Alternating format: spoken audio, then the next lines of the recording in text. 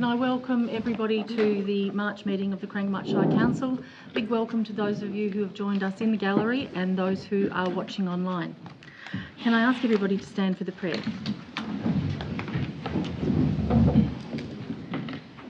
We ask for guidance and blessing on this council. May the true needs and well-being of our communities be our concern. Help us who serve as leaders to remember that all our decisions are made in the best interests of the people, culture and environment of the Corangamite Shire. Amen. And if we could remain standing. We acknowledge the traditional custodians of the land around Corangamite Shire, the Eastern Mar and the Wadawurrung people. We pay our respects to all Aboriginal elders and peoples past and present. Thank you.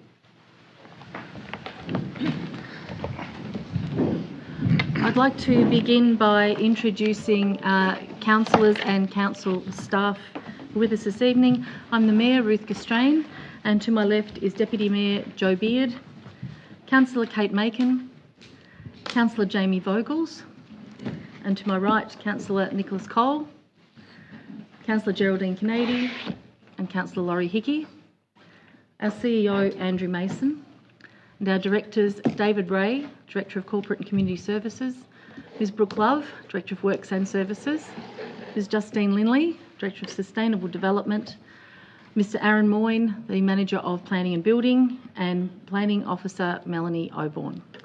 Thank you. Mr CEO, we have no apologies this evening. Are there any declarations of conflict of interest? Madam Mayor, there have been no declarations of conflict of interest. Thank you. Confirmation of minutes, councillors, from the meeting held on the 23rd of February 2021. Somebody like to move those minutes, please? Councillor Hickey. Do I have a seconder? Councillor Macon. Thank you. Any discussion? If not, I'll put it to the vote. All in favour? That's carried. Okay, this evening we have a number of deputations and presentations. For people who are making those deputations, I'll call your name if you could come to the table and microphone for your deputation. The time allotted for each speaker is 5 minutes, so I'll give you a warning at 4 minutes just so that you can finish on time, since we do have quite a few to get through. So the first deputation is Dr Penelope Lane. Thank you, Dr Lane.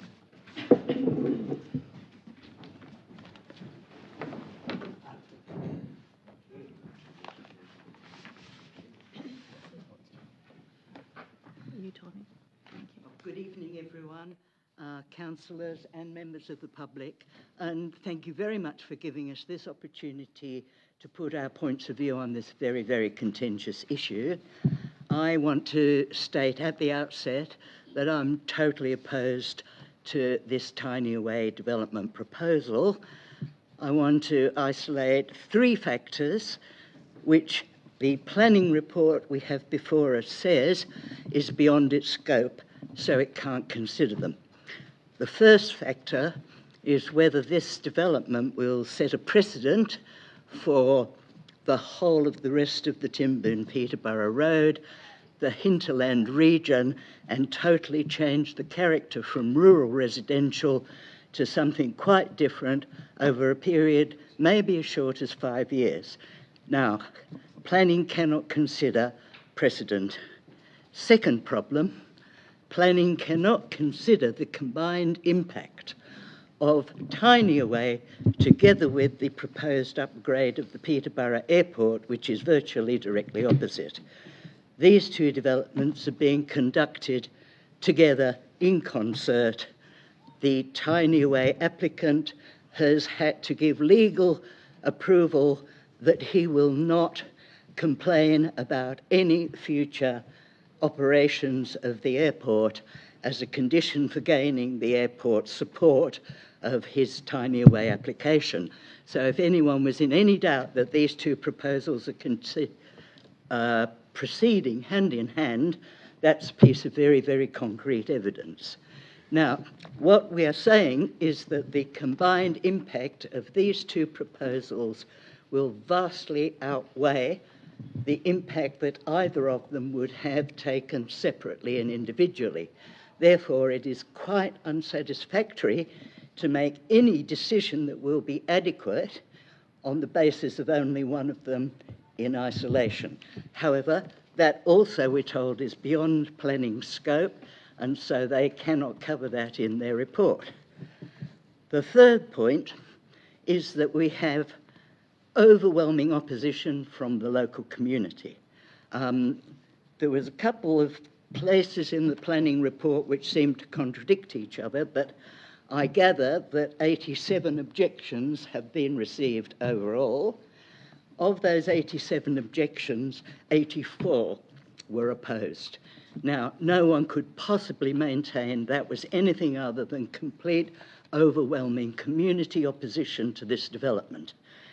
The reason that people are opposed is that they do not see why their lifestyle should have to be changed so radically as will be the effect of these two development proposals proceeding. We are post-COVID. The economy is not the same as it was pre-COVID. Economic opportunities are not the same as pre-COVID, and it is just not satisfactory to proceed on all the assumptions that have served council well in earlier years. If we go back a few decades, any development was good development. Sorry, that's no longer the case. I'll give you one example. We can make an overwhelming case that probably the best economic employment benefits for Peterborough and the estuary region would come from focusing on home employment, working from home, giving attention to the new digital economy, making sure that internet and Wi-Fi connections are up to scratch, looking for grants for startups to help people in the region. That's 4 minutes now, Dr. Lane. Sorry? That's 4 minutes. Thank you. So we're saying that at the very least, totally different economic employment opportunities need to be considered and weighed against tourism employment futures. We would like to point out that Qantas has grounded all of its, it has put on furlough all of its ground staff. There is no way that Qantas sees a future in reviving international tourism anytime in the near future. And you can read the international literature from Europe, from the States, all over the world. Nobody is looking for the international air tourism to revive to its pre-COVID levels. So when you add that to all the other factors, we're saying that council cannot adequately decide on this proposal without considering the three things that fall outside the scope of the planning department. Because of that, we ask that council vote no tonight, because anything less than a no vote will set in concrete the future of this whole community, and it looks like being in a direction that nobody wants. Thank you so much for listening to me. Thank you, Dr. Lane.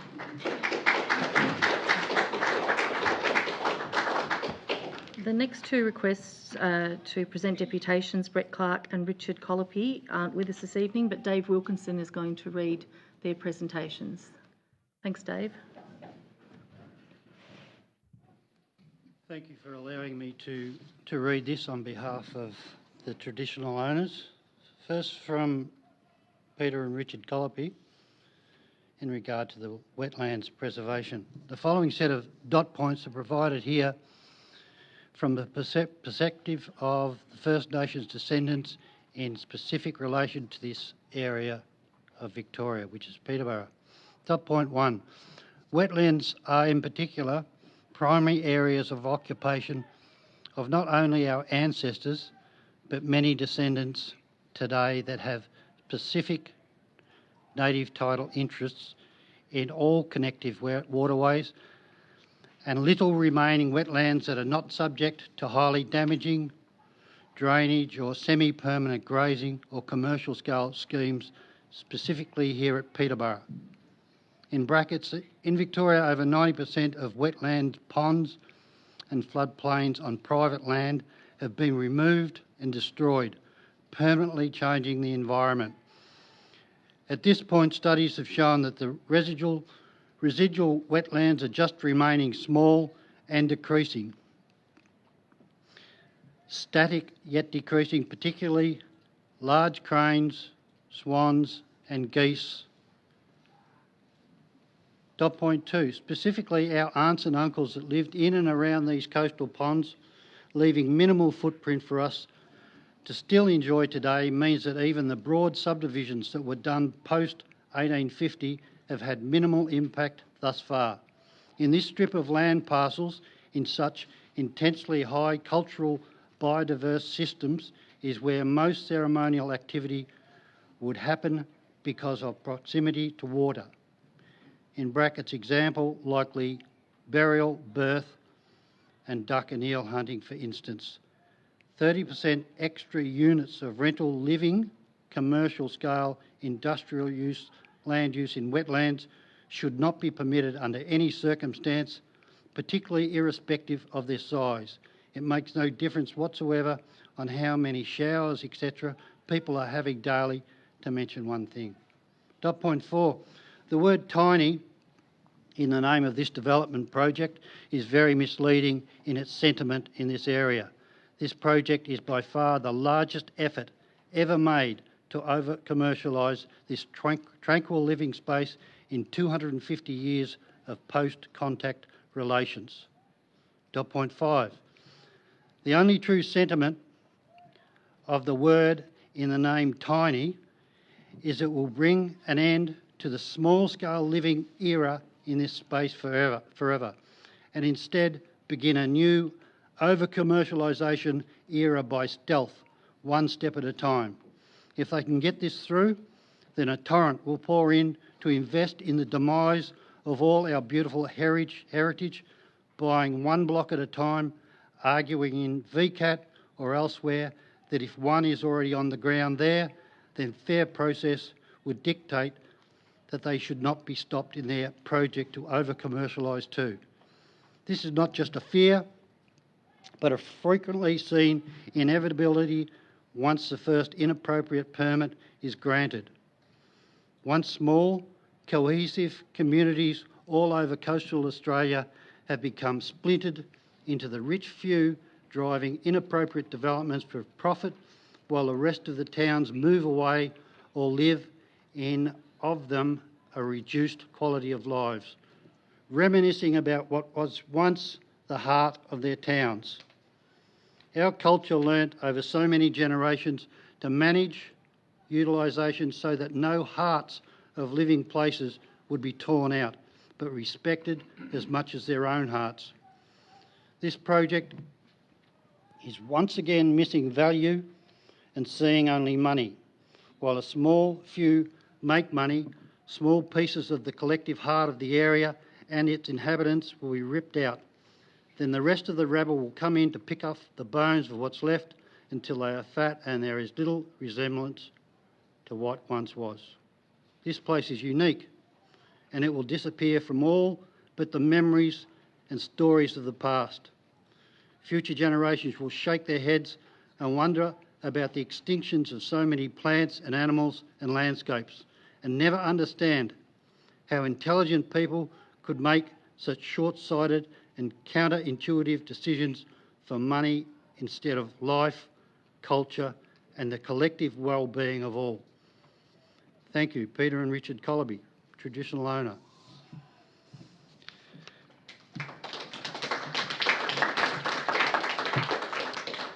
The next submission against this project is from Brett Clark, who's a custodian of the Kirrawurrung tribe, and he states, as a traditional owner, I write this letter to object any development of the Tiny Away Company within the Curtis River estuary.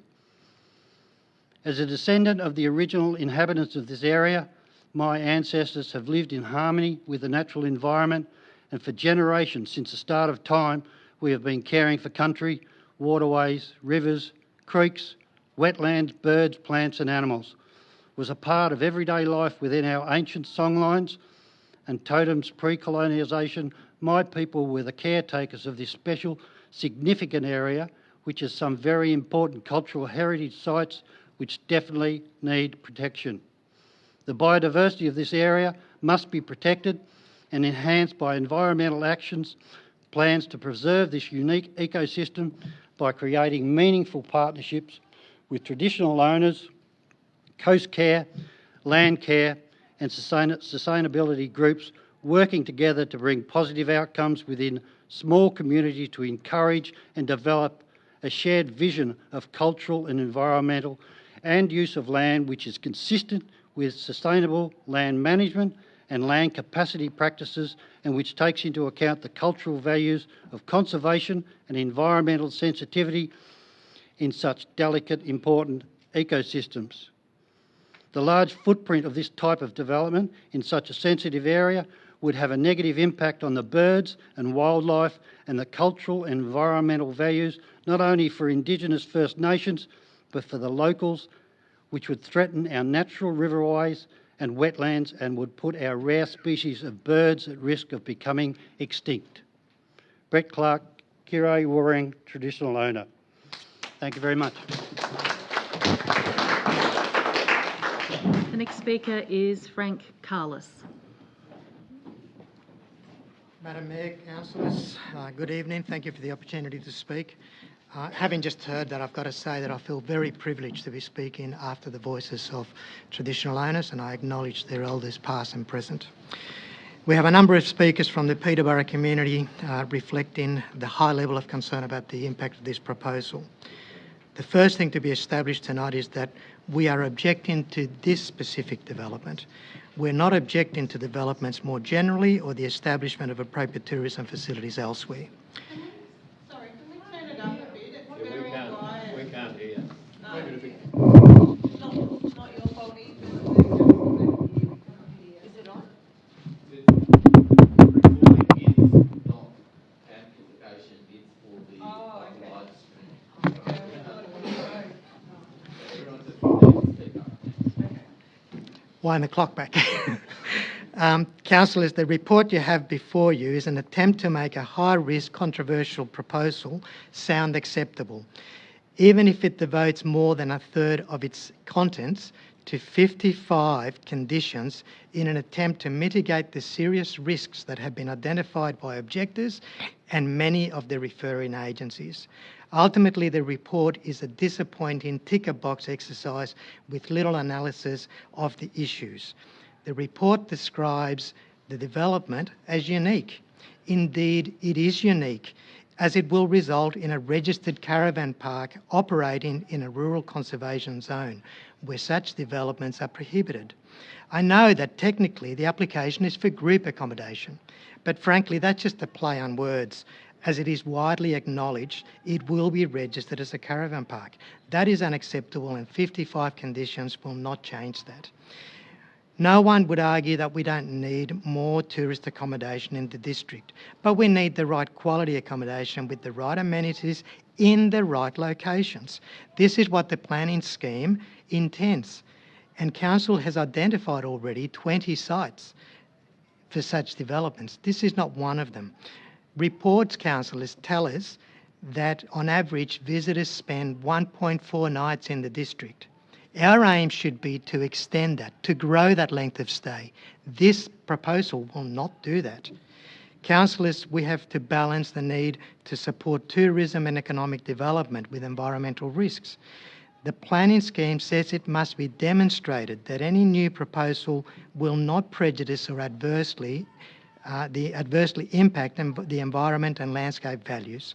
Frankly, the report's shallow approach and the conditions proposed are unconvincing and provide little comfort for the values and the purpose of the rural zone will actually be protected. But even if we're satisfied that the risks can be mitigated, it is important that we consider the benefits. Why are we doing this? On that question, the report offers very little, just a bland, unsupported statement that essentially quotes the developer. Councillors, there is plenty of evidence of the risks involved. That's why we can apply 55 conditions to address those. So where's the evidence for the economic value? Well, where are the estimates for jobs to be created, for visitor expenditure? Not in this report. Where's their business plan? Not here. The proposal as it stands offers no evidence of economic benefit to the broader community. if, as we expect, the development will cater for prepaid, all-inclusive fly-in visitors, they will have virtually no opportunity or reason to spend money locally. Councillors, tonight is not just about a planning decision, it's also about good governance. In this context, good governance involves integrating your strategic policies, your frameworks, with other state, national, international frameworks and laws, all the while ensuring the health and well-being of the community and our natural environment. The Council has taken positive steps to do that by identifying sites. Not do this at this location. To the extent that the proposal has any merits, it should be located where associated risks are not so great and the costs not borne by this community and future generations. Councillors, if you approve this proposal, it is possible that it will be a commercial success, and if that's so, we will see attempts to expand the site and to establish similar developments in this zone. If the development is approved and it's not successful, we will be left with an unviable caravan park in the wrong place, a peaceful neighbourhood in a rural conservation zone. The damage to the environment in that neighbourhood will be irreparable. We will have degraded the very resource that brings visitors here. Councillors, I urge you to reject the recommendation before you tonight. We urge you to issue a notice of refusal to grant a permit. Thank you. Thank you, Frank. The next speaker is Kerry Vickers.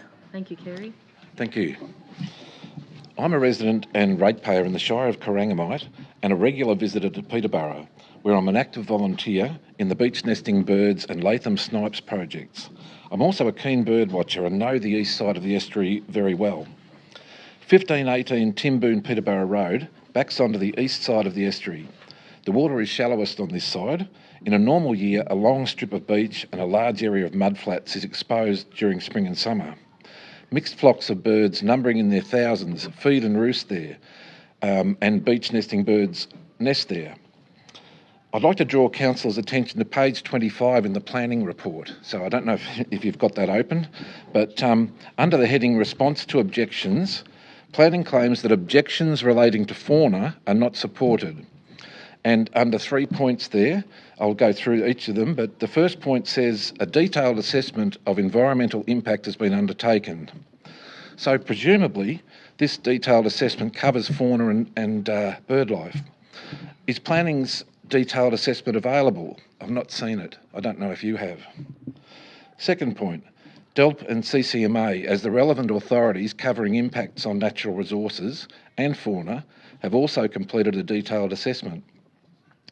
In the section on referrals on page 16, we can see that DELP is described by planning as the recommending authority for native vegetation removal. On page 17, still under referrals, CCMA was asked by planning to comment on the proposal in relation to floodwaters. So I queried this with senior officers from both DELP and CCMA and received emails confirming that they were only referring agencies in relation to native vegetation and floodwaters. There is no evidence that referrals were done in relation to fauna, let alone detailed assessments. Third point, there's no information or specialist agency comments have been presented to conclude the proposal will adversely affect native fauna. So no reason is provided as to why the information submitted by members of the community on the bird life and other fauna was overlooked. At the same time, the statement that no specialist agency comments have been presented is incorrect. BirdLife Australia has made a submission in which they identified matters of national environmental significance that should be considered when assessing the impacts of a development at 1518 TIMBOON Peterborough Road. BirdLife Australia is an independent science-based bird organisation with over 200,000 supporters throughout Australia. It's recognised nationally and internationally. So essentially the second and third points are incorrect, and we'd look forward to seeing the planning's detailed assessment because it's not anywhere here. So objections regarding the impact of the proposed development on fauna remain valid. So in conclusion, I'd just like to touch on the Myers Planning Group's own biodiversity assessment, which by the way had to be resubmitted after their initial submission was deemed inadequate. The 4 paragraphs they submitted on fauna were actually resubmitted unchanged, and this can hardly be considered a detailed assessment. It wouldn't pass a pub test, let alone any form of close scrutiny. Chris Purnell, BirdLife Australia's Wetland Birds Program Manager, wrote in his submission, "It is BirdLife's opinion that the biodiversity assessment insufficiently documents the avian values of the site and adjacent habitat, and therefore Council is not currently in a position to make an informed decision on the potential impact of the proposed development. In particular, BirdLife would like to highlight the requirement for the proponent to assess the potential impacts that increased access to the eastern side of the estuary will have on threatened, nationally and internationally significant bird populations through disturbance, habitat alteration and nest trampling. It's disappointing..." 1 minute? Yeah. Okay. "It's disappointing that I had to spend most of my allocated 5 minutes fact-checking the planning report and haven't been able to focus on the bird life because they are spectacular. And if anyone sort of has been there in a good year, a normal year, you could have seen thousands of birds across those mudflats and brilliant collections of rare and local birds. But just one of the species that I've seen there, and I photographed immediately down from the proposed project, it was actually a curlew sandpiper, which is critically endangered, which is the highest level of listing for Australian birds. So fact-checking the section on fauna highlights 3 out of 4 incorrect or questionable statements in support of the developer. Surely this raises alarm bells when it comes to the rest of the report. On these grounds alone, I'd suggest a decision can't be made in support of the application. And ample evidence has been presented in the submissions on the significance of the bird life that make use of the east side of the Curtis estuary and the risks to them if the development is approved. So I humbly request councillors say no to the Tiny Away proposal. Thanks. Thank you, Terry. Next speaker is David Clemenger.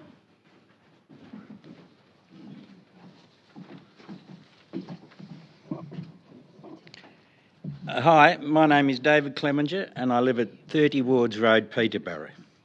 I've lived there for 20 years and every one of those years I've enjoyed for the natural beauty and the peace that it brings. I now share a fence line that runs down to the estuary with the proposed development, so that makes me a neighbour and a very unhappy one at the moment. Can I tell Kerry, your last speaker, and yourselves, councillors, that the proposed development's plan to protect the estuary is simply to build a fence along it? I mean, in reality, that's just going to funnel everyone through the neighbouring properties. Look, even if you fence the whole development, you won't stop people who either don't care or don't know any better from trampling, littering and degrading our estuary and its shoreline. We've all seen footage of tourists who blatantly ignore the fencing at the 12 Apostles and many other local areas. A fence is not the solution. Here on the eastern side of the Curtis, we're a tight-knit group of small acreage landholders. Annie Fraser's part of our community. She's over 80 years old and for over 35 years she's been caring for local birds and wildlife. So don't tell her there's nothing here to save and protect. Steve Beaton is also a long-time resident of our community. He's the local fire brigade captain. Steve and I have spent many hours searching for Mr. Hooper. He's an endangered Australasian bittern with a booming voice. He's also proving very elusive. Don't tell Steve Beaton there's nothing here to protect. We're zoned rural conservation, and from any angle that's what we look like. Certainly won't look like that anymore if you plonk a caravan park in the middle of us.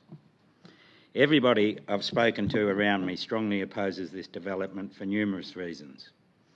As neighbours, we will all experience a loss of privacy and security, excessive noise from constant vehicles, up to 60 a day I've heard, as well as the detrimental effects of permanent lighting.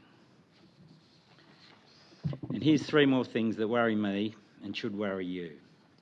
Firstly, the entry-exit to the proposed development is on a dangerous S-bend along a school bus route. I mean, really. International drivers navigating this notorious corner. It's not safe now, and it certainly won't be if this development goes ahead. Secondly, when the visitors do go for a walk, it's 2 kilometres to the nearest amenities in Peterborough. Even in the best of conditions, this is a risky walk, with no walking track alongside the traffic on the Great Ocean Road. There is no track or boardwalk along the estuary edge either, with its own issues already mentioned.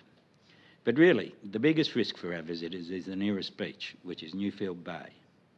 A beautiful, non-patrol beach, out of sight from the town, with a strong, treacherous rip. How are you going to safeguard our visitors? Fence off the beach as well, or get National Parks to erect a sign saying danger?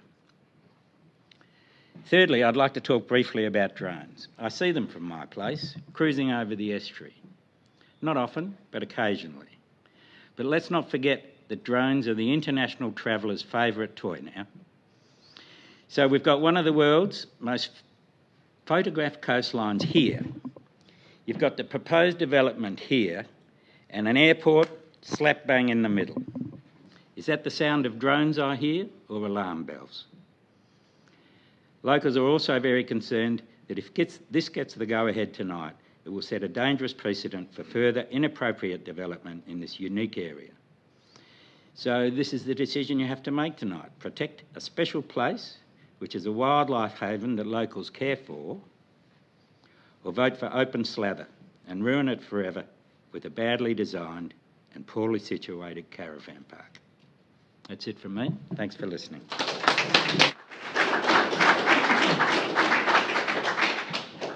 Thank you, David. The next speaker is Barb Mullen. Thanks, Barb.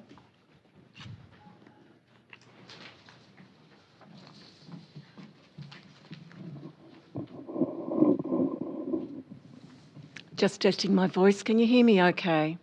I might raise it a little bit because it'll drop down, okay? I'd like to acknowledge the traditional owners of the land on which we meet and their elders past, present and emerging. And I'd like to thank you, councillors, for the opportunity to speak to you tonight. My name's Barb Mullen. I live opposite the proposed development, less than 500 metres radius from it. The situation I and my neighbours find ourselves in is like a David and Goliath thing. It's been highly stressful and very challenging. I've learned so much in a short time, especially about zoning.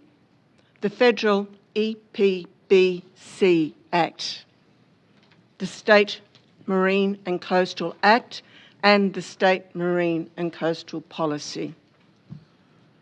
I learnt at the site visit that the planning staff aren't required to consider the wider implications of the proposal, and that it didn't matter if the project would apply for a building permit as a caravan park, a use which is expressly forbidden within a rural conservation zone. The area of Peterborough, postcode 3270, is on the edge. 2 shire councils, 2 catchment areas, a typically conservative community where we trust our officials to do the right thing. We can be easily ignored and overlooked, and our environment is easily exploited by those who profit from the damage they do in the name of economic development, while they slowly kill off that which makes our part of the world so precious. It's a death by 1,000 cuts. I knew that the proposal was not appropriate when I found out about it a year ago.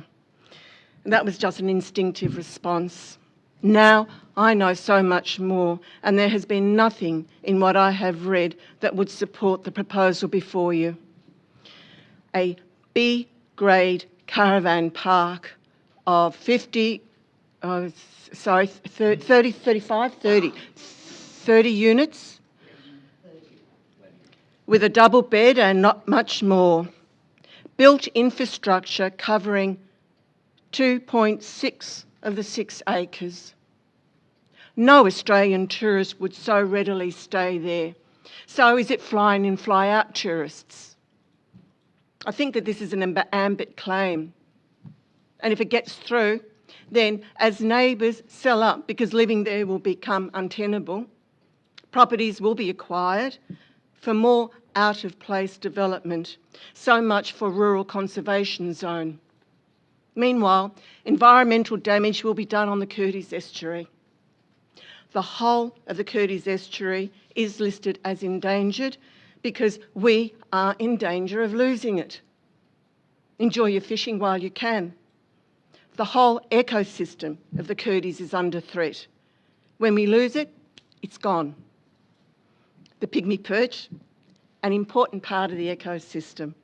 So is the flora. So are the birds, especially the migratory birds.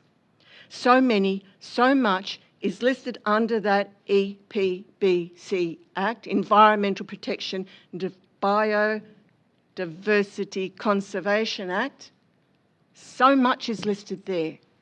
There's a good reason they're all listed. It's to protect the integrity of the estuary and this ecosystem, especially from human activity.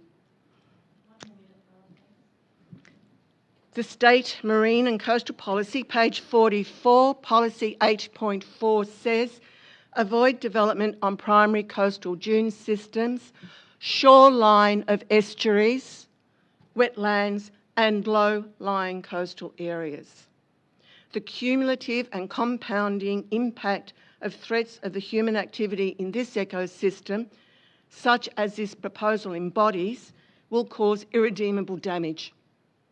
Councillors, your staff might not consider the implications of the proposal, but our Victorian Marine and Coastal Act, which covers 5 kilometres inland from the sea, and this proposal says in Part 2, page 16, it is a guiding principle for the management of the marine and coastal environment that use and development that affects the marine and coastal environment should be focused on improving the total quality life of Victorians across current and future generations in a way that maintains the ecological processes on which life depends.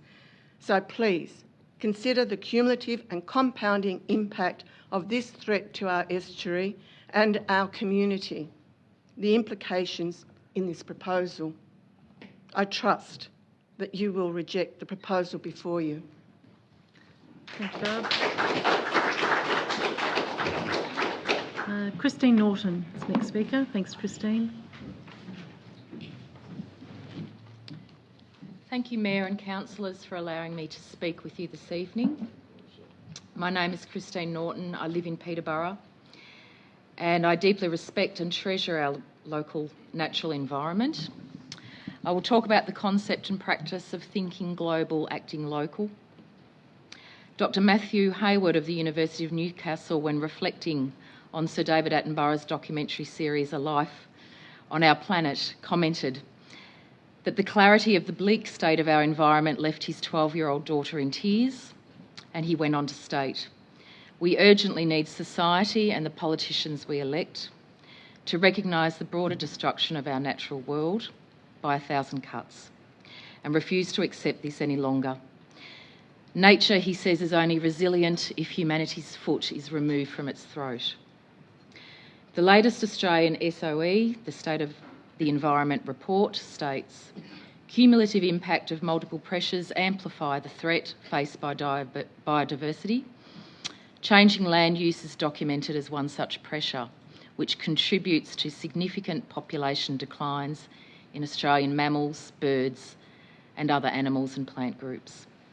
Knowing the dire situation faced by global ecosystems and the absence of any significant social, cultural, or economic advancement, it is obvious that this application should be rejected. Local constituents and people across our country care about this issue. We had over 95,000 hits on the article we did with the ABC, and 114 submissions have been sent to Council objecting to this application. All this when Peterborough has a population of under 250 people. Rural conservation zone land is already scarce in Corangamite Shire. This zoning affords the highest level of protection, second only to national park status. Council is to be commended for thinking globally and acting locally earlier last year when you rejected an application for just one accommodation unit on land beside Lake Notuck, zoned rural conservation. Curtis Estuary land is our Lake Notuck. Recently, I took 17 students to the Botanic Gardens. First stop was at the Lookout. 5 students had never been there. They took in the panoramic open rural view punctuated by the 2 majestic crater lakes. 17 15-year-olds were happy to be still and silent and just breathe it all in. Some were later effusive about the view. I assure you adults and children alike enjoy a similar experience when looking across the estuary, silently gliding along in a kayak, taking in the sight of hundreds, sometimes thousands of birds, or gazing at pelicans coming into land. I ask councillors to imagine how Camperdown and indeed the entire Corangamite community would respond if a company wanted to remove native vegetation, install sewage pipelines, build 30 accommodation units, 37 car parks, roads and paths, reception and utility buildings, and artificial lighting on the edge of Lake Notuck or indeed on the edge of Lake Bullenmeroi. Acting locally is demonstrated by many individuals undertaking Indigenous planting on their acreage, respecting the estuary shoreline, and by volunteers like Annie Fraser, who lives near the estuary, is in her 80s and has been a registered wildlife carer for sick and injured birds and animals for over 30 years. As Annie has stated, disturbance to the estuary's birds and other wildlife through hordes of people trampling the lake's edges, heaven forbid if dogs are allowed, rubbish left behind, noise and lights associated with a huge increase in people and development will be significant and detrimental. Without wildlife, there is no tourism. Heytesbury Landcare have established the nearby Curtis Estuary Revegetation Zone, which is promoted, proudly displayed on a large sign declaring Craters to Coast Zone of Conservation Excellence. Please honour this vital initiative and excellence and afford the largest estuary in the region and one of only 2 estuarine ecosystems along our shipwreck coast the credence it deserves. I ask councillors to be visionary, not retrograde, in your thinking and decision-making by placing the environment, natural ecosystems, flora and fauna squarely in front of insignificant rate gains and the interests of 1 international commercial company and 3 wealthy businessmen. We move forward backward, bowing to our pasts. When our children have grown and have their own children, what will they look back to? What decisions will you be remembered for while in the position of elected influence and power? I plead with you to not be responsible for the first of 1,000 cuts that will inevitably lead to the destruction of yet another critically important environment, and ask you to reject this application tonight. Thank you for listening.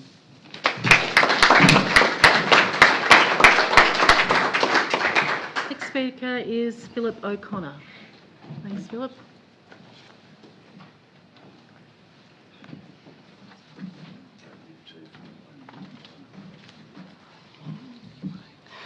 Thank you, councillors. My name is Philip O'Connor, and I thank you for the opportunity to speak. You are to make a major decision on the future of the Rural Conservation Zone and by default the Curtis Estuary. You are to make a decision on the region as a quality tourism experience, and you need to be adequately informed to make that decision. I'm a professional engineer and have had a long career in consulting and construction of engineering services. I was a licensed building practitioner in Victoria as an electrical, mechanical and hydraulic engineer. So I know a lot about the engineering systems that are required for this proposal. Public infrastructure is very limited at this location, and most services need a significant engineering fix, and some can't be provided at all as it's out of the proponent's control. Reading the Planning Officer's report, this is not made clear. In fact, I would go so far as to say that difficulties have been considerably underplayed. I will be brief. Water supply. The authority mains can't provide enough drinking water.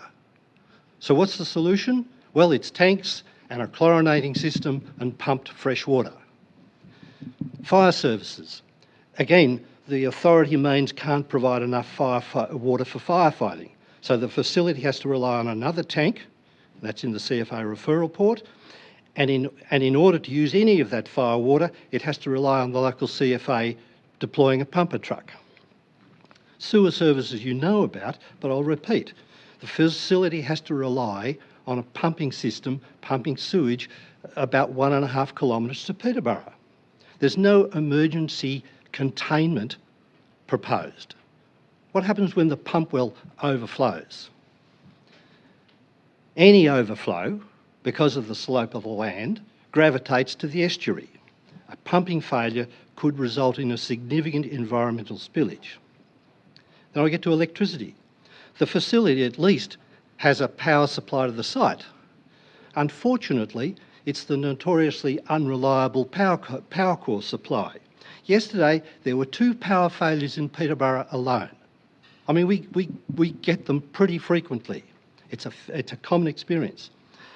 And the really critical engineering services, what the Romans gave us, water supply and sanitation, they both rely on electricity to function. I don't think that's been made clear. Stormwater drainage. This at least has no reliance on mechanical systems. Stormwater will discharge directly to the estuary, and pollution control remains in the hands of the private operators. This is not as satisfactory as municipal pollution control. Briefly about pedestrians. There are no footpaths. This could have a catastrophic outcome for someone because they had to walk on the road. I mean, imagine that. We're putting tourists here, and if they arrive at 3 o'clock in the afternoon and they want to take a stroll, they have to walk along the road. That's amazing. On-site engineering fixes are just that, and no substitute for integration into municipal systems which are backed with the technical and financial, to say nothing of the political resources to ensure systems operate to world-class standards. For good reason, the planning scheme at 02039 infrastructure says council seeks to maximise the use of existing infrastructure. Well, this proposal makes very limited use of existing infrastructure. This isn't a farm water supply or a dairy water supply. It's Australian and international tourists and the region's reputation at stake. Sadly, the odium of a subpar tourism experience is just not for the operator. It's shared by all of us and mostly by hard-working local businesses. These problems would not exist if the facility were located and integrated with one of the local towns. I have visited Peterborough since 1955, and the last 20 years it's been my part-time home. I remember the bad old days when we unwittingly caused damage by erosion from random vehicle tracks, by dumped rubbish, and by introduction of exotic plants into the coastal parks. Damage that Parks Victoria and community groups now work so hard to repair. I hope my grandchildren are not in the future fixing problems created tonight. Please reject this application unless you are convinced you have adequate information on these issues. Thank you. Thank you.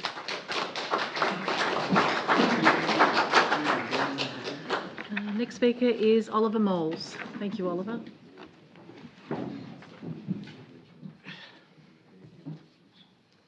Madam Mayor, Deputy Mayor and councillors, thank you for allowing me to speak tonight on behalf of my wife Liz and I, our children and hopefully soon some other children.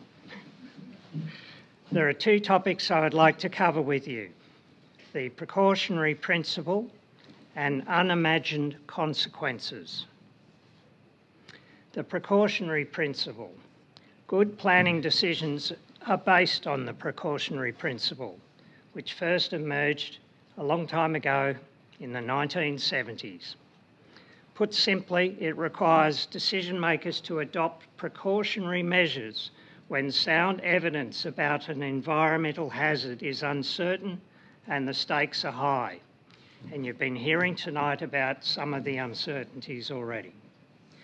As you vote tonight, please understand that the stakes are high tonight about the future of the character of a peaceful, serene locality. Should you vote to support the proposal, you will change this part of our country permanently and for many people leave an unwanted legacy of your time on council. Applying the precautionary principle, the application supporting the proposal along with the assessment done by your officers fails on many grounds.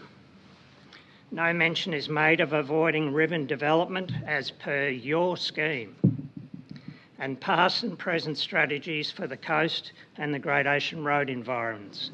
No real discussion of any of those things. No mention is made of your policy within your scheme that tourist developments are to be in identified tourist locations, which this is not. It's on the other side of the road for the airport and you've rezoned the land, but you have not identified this land in any way as a tourist location as you've done elsewhere through your scheme. So it fails. Other policies in your scheme relating to the environment, settlement and the like are generally ignored. Yes, they're listed. You get the long list, as many councils do around the state, but it doesn't tell you what to look at and what to balance. The so-called environmental studies of the land and surrounds are flawed and do not accord with good practice, and you've heard about that from Kerry in particular. Proper discussion and resolution of each objection, which you as the responsible authority, not the officers, you as the responsible authority must consider, is lacking in the officers' report. There is no assessment of traffic safety, particularly having regard to the stopping distance applicable at 100 kilometres an hour as vehicles exit the blind corner from the north and are faced with tourists and others entering and exiting the subject land. At 100 kilometres an hour, that entrance is too close. You can look it up on the web for yourselves. No proper thought has been given to pedestrian connectivity to the coast and Peterborough Township's facilities. I could go on and bore you with lots more planning, but I'm not going to do that. But I want you to understand that there are important matters that have been ignored and therefore it fails the precautionary principle test. But I want to use the remainder of my 5 minutes, which Ruth will no doubt tell me about shortly, to talk about unimagined consequences. I'll take you back in time. In 1835, a man called John rowed his boat along a river. When he reached a spot where the river became much deeper, he said some famous words and declared, "This is the place for a village."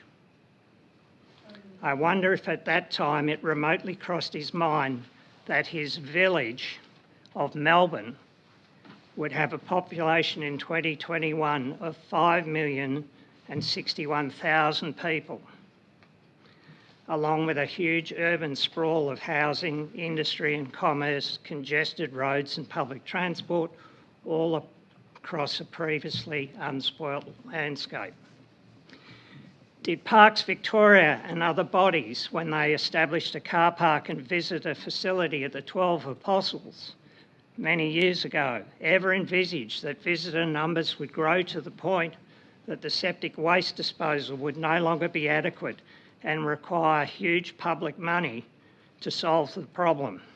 I bet that cost wasn't in their economic analysis of tourism. Did anyone encouraging more tourists over the years think about the need in the future to fence off the sides of the Great Ocean Road in the busy period, spoiling the wilderness and driving experience for many because of too many tourist vehicles and their drivers' disregard for public safety and road rules? I doubt it. I ask that you pause before you vote tonight and think about the unimagined future consequences. Certainly, like our forefather John Batman, an approval vote will set in train unimagined consequences that will permanently impact our beautiful area and our community. Please reject this proposal and show you care for this place and us, and for all of our children who will inherit our legacy. Thank you. Thank you, Oliver. Excuse me, Madam Mayor, do you mind if I move a motion to just suspend standing orders for a quick couple of minutes to indulge in a quick break, please? Okay.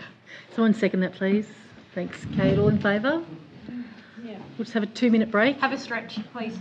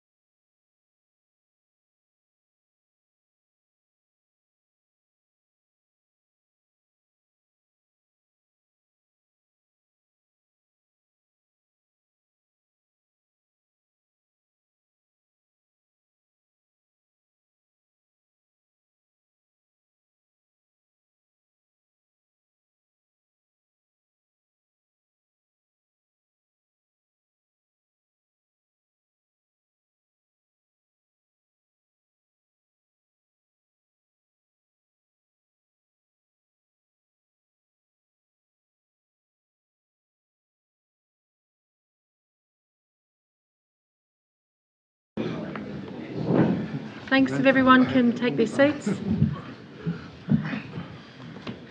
Thank you.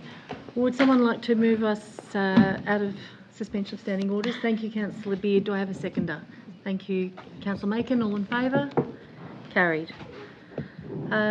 Resuming our deputations, and the next speaker is Francis Coffey.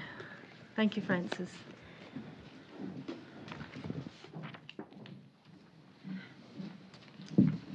Councillors, thank you. I'm Frances Coffey, obviously. I'm a part-time Peterborough resident. Am I speaking loudly enough for you to hear? Yes. Okay. I've looked at tonight's agenda. You have a formidable quantity of material to digest with regard to this application as well as all the other matters before you. You would expect to rely on your officer's report to provide you with the information you need to be a balanced assessment of the relevant issues. I've got a harsh comment to make here. In this case, you cannot rely on having been given that support. The officer's report presents as advocacy for the development, not decent professional assessment. Among its failures, the officer's report fails to properly address the purpose and decision guidelines of the Rural Conservation Zone, The report does not draw attention specifically to that zoning, neither its implied nor its clearly spelled out limits. Instead, it minimises and misstates. A glaring and incomprehensible example of this is that in a rural conservation zone, caravan and camping paths are a prohibited use. There's no grey here, it's black and white. But this development must be registered as a caravan park in order to be built and operated. Group accommodation, on the other hand, is allowed, subject to permit. The officer's report helpfully states that it has been satisfied that the proposal adequately fits within the definition of group accommodation zone as a subsection 2 use within the Rural Conservation Zone. In your own Shire Tourism Opportunity Studies of 2010, this is how group accommodation within the Rural Conservation Zone is described. It requires a permit. It must be used in conjunction with agriculture, rural industry or winery, and be no more than 6 dwellings. These 6 units are on a much larger assessment than the usual minimal size for a rural zone allotment is 40 hectares. And I have found no recent revision of that definition. I've searched. So, in what universe does a tourist facility for 30 plus caravan units on 6 hectares fall within the group accommodation definition? The application makes no case whatsoever for this extraordinary interpretation. For any such departure from the spirit and guidelines of the Rural Conservation Zone, surely exceptional circumstances should be established. There certainly haven't been. Another failure of the officer's report. It fails to mention the proximity of the recently upgraded airport and to properly consider its relevance to the proposed development. These include implications for complying with noise attenuation measures required under Australian standards. It includes implications under the National Aerodrome Safeguarding Framework. It includes adverse impacts on amenity for the guests in the supposedly high-quality tourism facility. Noise, dust, lights are acknowledged somewhere in the application. The officer proposes to address any problematic issues with a Section 73 in which the developer and future owners agree not to make complaint for legal uses of the airport. I'd suggest careful consideration of both the effectiveness and legality of that approach. It's an unusual use of Section 23, which places restrictions on what you can do with your own property. These issues have been canvassed in the objections, which brings me to yet another failure to give appropriate weight and consideration to the serious and carefully considered objections. They've been met with generalist, obscure, minimalising and misleading statements. Finally, the officer's report states that precedent is not a relevant planning device and we cannot speculate on future planning proposals. This is not true, or it's extraordinarily naive. The proposal falls within a tract of land also owned rural conservation where there are similar lot sizes in 10 adjoining properties. If this proposal is approved in its current form, other proposals which mirror it could not be refused or would be successful on appeal. This usage within a rural conservation zone creates a precedent, and I ask of you, if an extraordinary case where this clear precedent has not been made, to please reject it, or at the very least, delay your decision until you are informed and absolutely convinced. Thank you.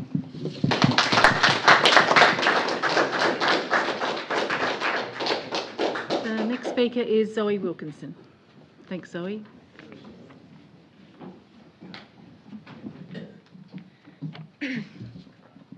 My name is Zoe and I'm speaking in objection to the proposed commercial development in Peterborough. As a resident of Corangamite and a frequent visitor to Peterborough, it is important to me that the Shire makes ethical decisions and commits to protecting the environment. The flock of birds of all different species covering the estuary is always the first thing I look at as I drive into town and the last thing I watch as I drive away.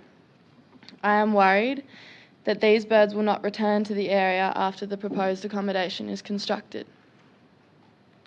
In addition to habitat loss, the development is likely to bring with it other negative environmental impacts, such as increased light, air, and water pollution.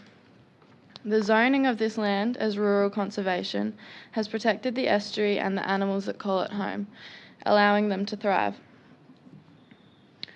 Globally, the destruction of natural environments is occurring with horrifying speed.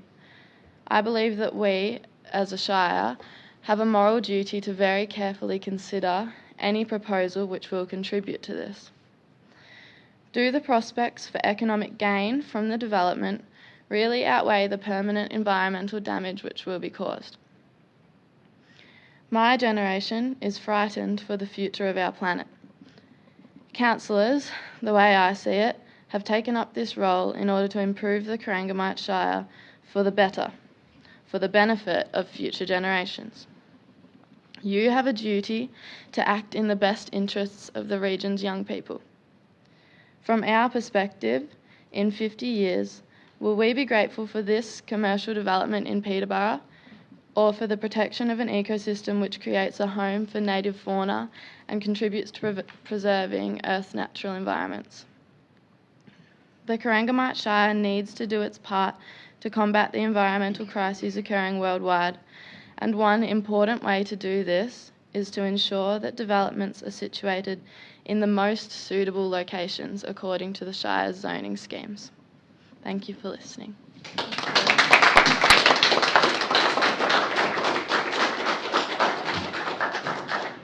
Next speaker is Edward Stringers.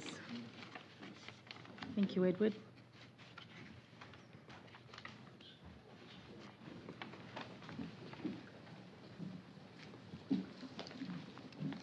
Yeah, my name's Edward Stringers. I've lived in the area as basically a visitor, but I'm down most every weekend or second weekend, so I've seen a lot in the place. I'll just give my view. The lots in the area around this farm are all too small to be productive farms. They can only be said to be hobby farms. The rural vistas are there for all to share, not just them.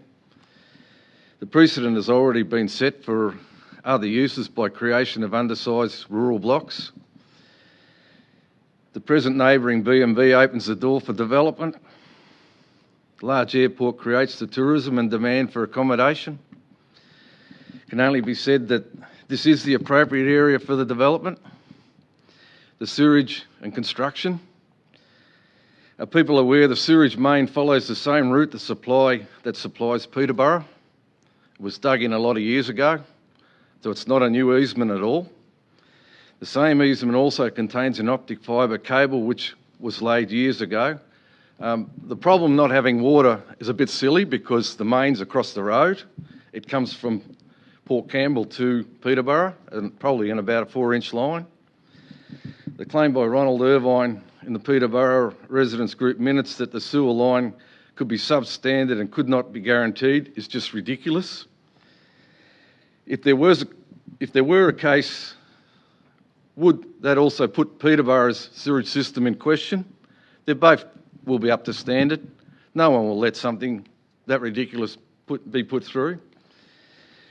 Previous works have proven that the works can be done with no detrimental effect. Peterborough has its own development, a motel restaurant, which I live next to. It's built in a flood zone and has flooded a couple of years ago, well into the property. To create a car park, they have to dig over 3,000 cubic metres of dirt, which is possibly acidic, and remove it off-site to somewhere in the town. It also means digging through an Aboriginal heritage area, which was brought up there before. At VCAT, it was claimed to create tourism. It was also supposed to be accommodation for the airport. This was all in VCAT. It was also create jobs, so we've got nearly the same things that are happening. The planning permit is still incomplete after 6 years. Any works that have been done are clearly have not complied with the environment and the requirements of the permit. The fact that no one of these objectors here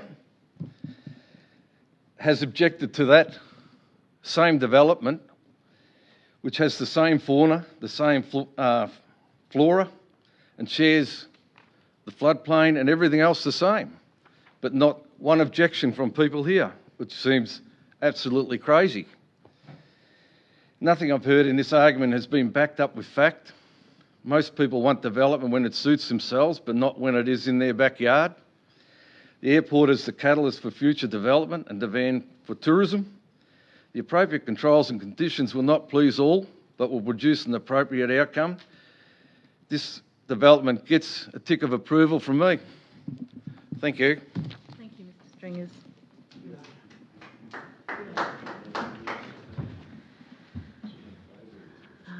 The final speaker on this item is Dan Peck. Thank you, Dan.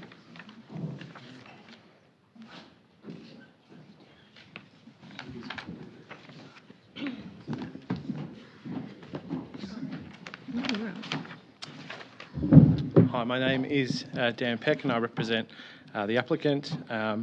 Just by way of background, I work for a firm, Myers Planning Group, based in Warrnambool, who are a local firm, and we represent many local interests, many local people, and we also represent Tiny Away, who are, as has been stated, a company which are based overseas but have a local presence in Australia, a well-established presence.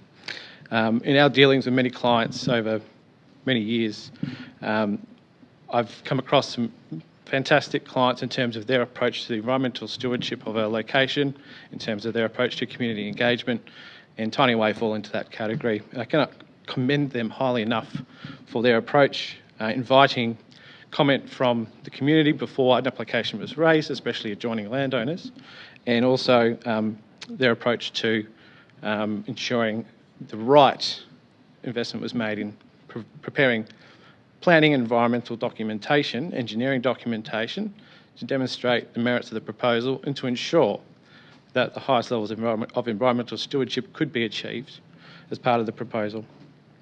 It is our view that they will be a good neighbour should they be afforded the opportunity to become part of this community.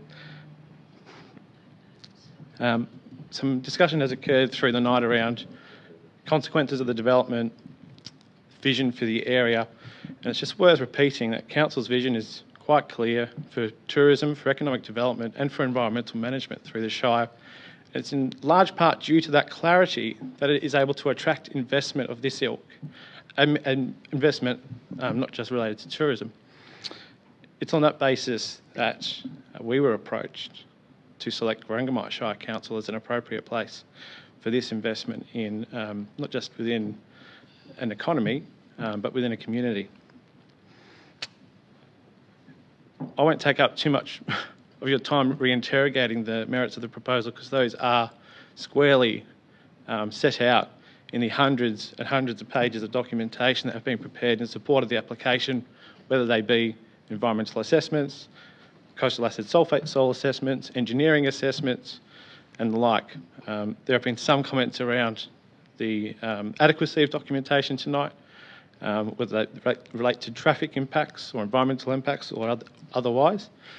This report is comprehensive and I think echoed in the Council Office's assessment, with their remarks and assessment about not only the reports that have been lodged for assessment, but the remarks made by government agencies who are responsible for providing expert advice on environmental matters, on traffic matters, whether it be the Department of Transport, the Department of Environment, Land, Water and Planning, who do represent interests beyond just native vegetation, but also Crown land, or fauna and flora, and public land management in general. The accumulation of these referrals shows that no public agency has objected to the proposal. That is a feat in and of itself, to have multiple agencies represented at the table, essentially, with not just one person here or there looking at these reports and documentation, but teams of people at government agencies, as well as the team at Corangamite Shire Council, which is also just not just the planning team, but engineering and environmental units alike. I would like to just hark on some of the environmental credentials of the proposal before closing remarks. Some of the comments made here tonight would paint a picture that the development is proposed on the inlet or in the water. The development is proposed 100 metres from the Curtis River inlet shoreline. The area of disturbance probably greater than that again. Excuse me. Sure.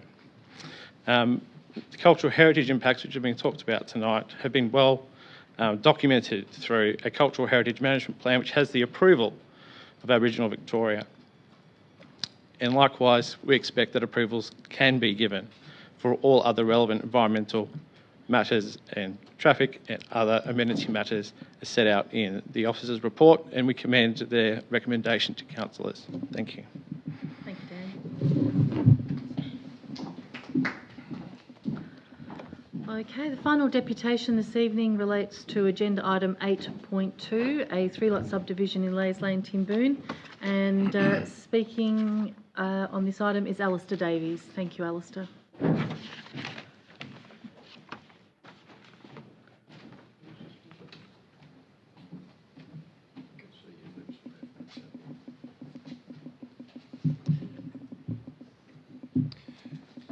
Thank you, councillors, for allowing me the opportunity to speak in support of this 3-lot subdivision application at 27 Leis Lane in Timboon.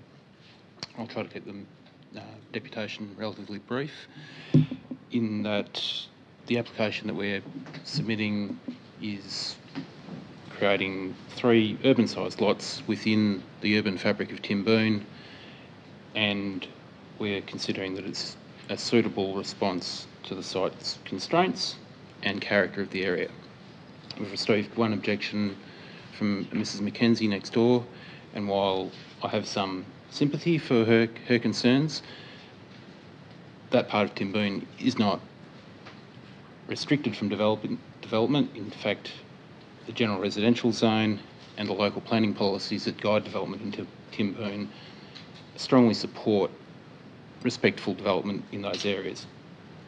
Leis Lane itself, while it does have some large lots with significant gardens in them, also has a number of smaller lots that have been developed over time. This development is in keeping with that character, and I humbly request the council support the matter, and thank you very much. Thank you, Alistair.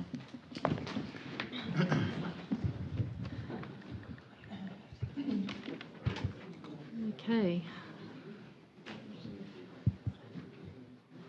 That concludes all the deputations this evening. Councillors, we'll move to the agenda. Item 7.1 is the Audit and Risk Committee Biannual Report to Council, March 2021. Mr. Ray, introduce this item, please. Mayor, thank you. This report has been authored by Council's Chair of the Audit and Risk Committee, Mr. Colin Hayman.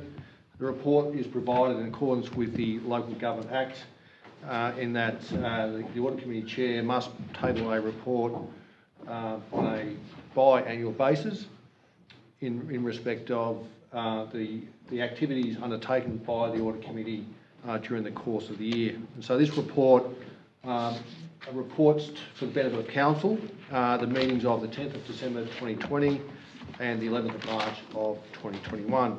The recommendation is that Council receives a report by Mr. Colin Hayman. Thank you, Mr. Ray. Councillors, have a recommendation? Someone like to move it, please. Councillor Canady, do I have a seconder? Councillor Hickey. Thank you. Councillor Canady, do you want to speak to the item? Thank you, Madam Mayor, and through you. Yes, I am pleased to receive the biannual report of the Audit and Risk Committee. Mr. Hayes has outlined in some detail the matters that we've been dealing with over the last several months. We have had some variation to the representation on the committee during the review period, with myself and Councillor Hickey going on to the Audit and Risk Committee. I must say that all of our members are very highly conscious of their responsibilities and seek to discharge them as effectively as they can with very healthy exchange of inquiry and comment. We've been very pleased to welcome onto the committee a recent appointee, Leis Young, who brings valuable experience to the committee. Lisa has worked with some very large organisations in the audit and risk sphere, and we value very highly the input that she is able to give us. The report is largely self-explanatory. There are many matters overseen by the committee, if anyone who read the report would have seen, and the input from the internal, and also there is input from the internal auditor and officers.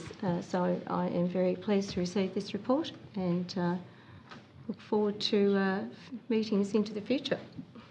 Thank you, Councillor Kennedy. Councillor Hickey, would you like to add? Mayor, the report is very comprehensive, well regarded. Mr Hayman has done a great job of pulling it together, and I have no hesitation in recommending this report be accepted. Thank you, Councillor Hickey. Is there anything further, councillors? I'll put it to the vote. All in favour? That's carried.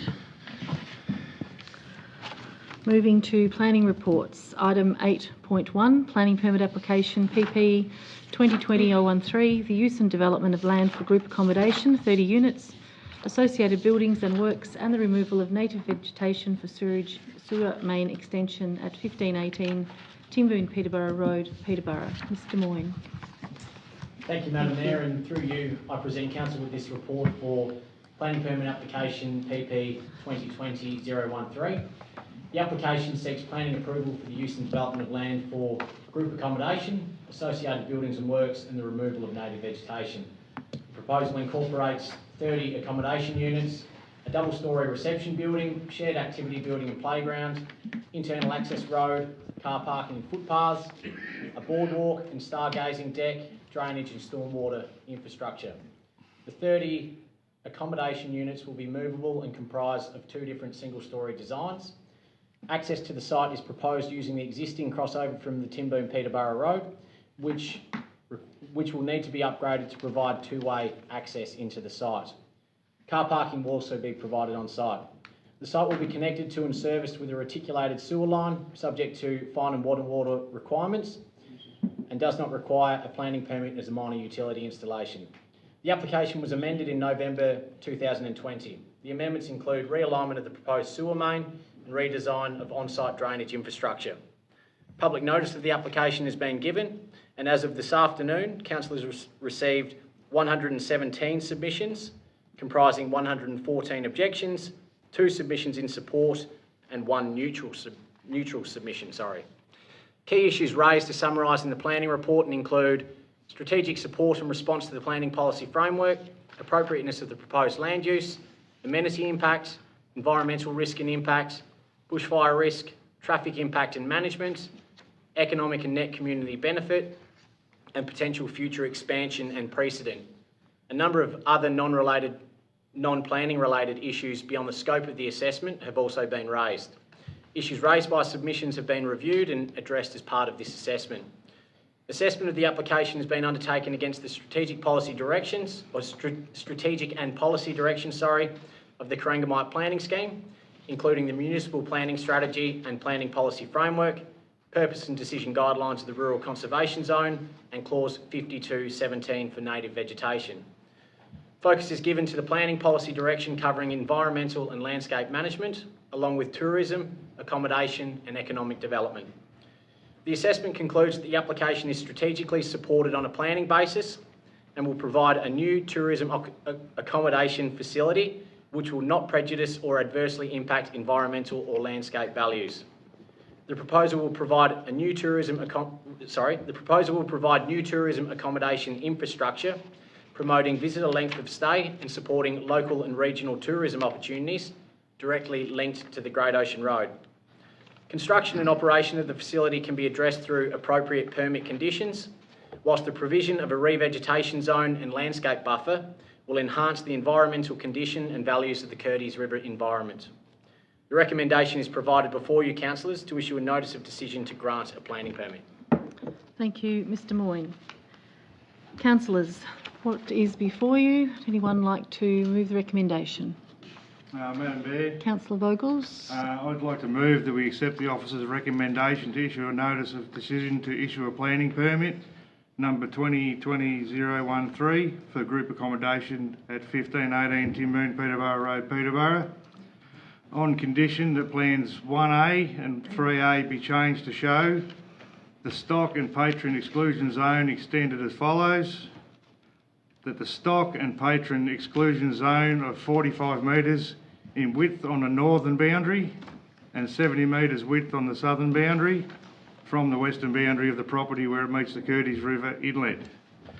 This condition will provide a larger stock and patron exclusion zone, will mean approximately 15% of the site will be secured for native vegetation and maintenance of environmental values.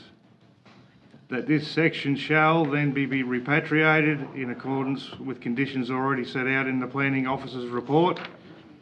That this piece of land shall have a hard border and will be appropriately fenced, ensuring no access to be available to patrons or livestock.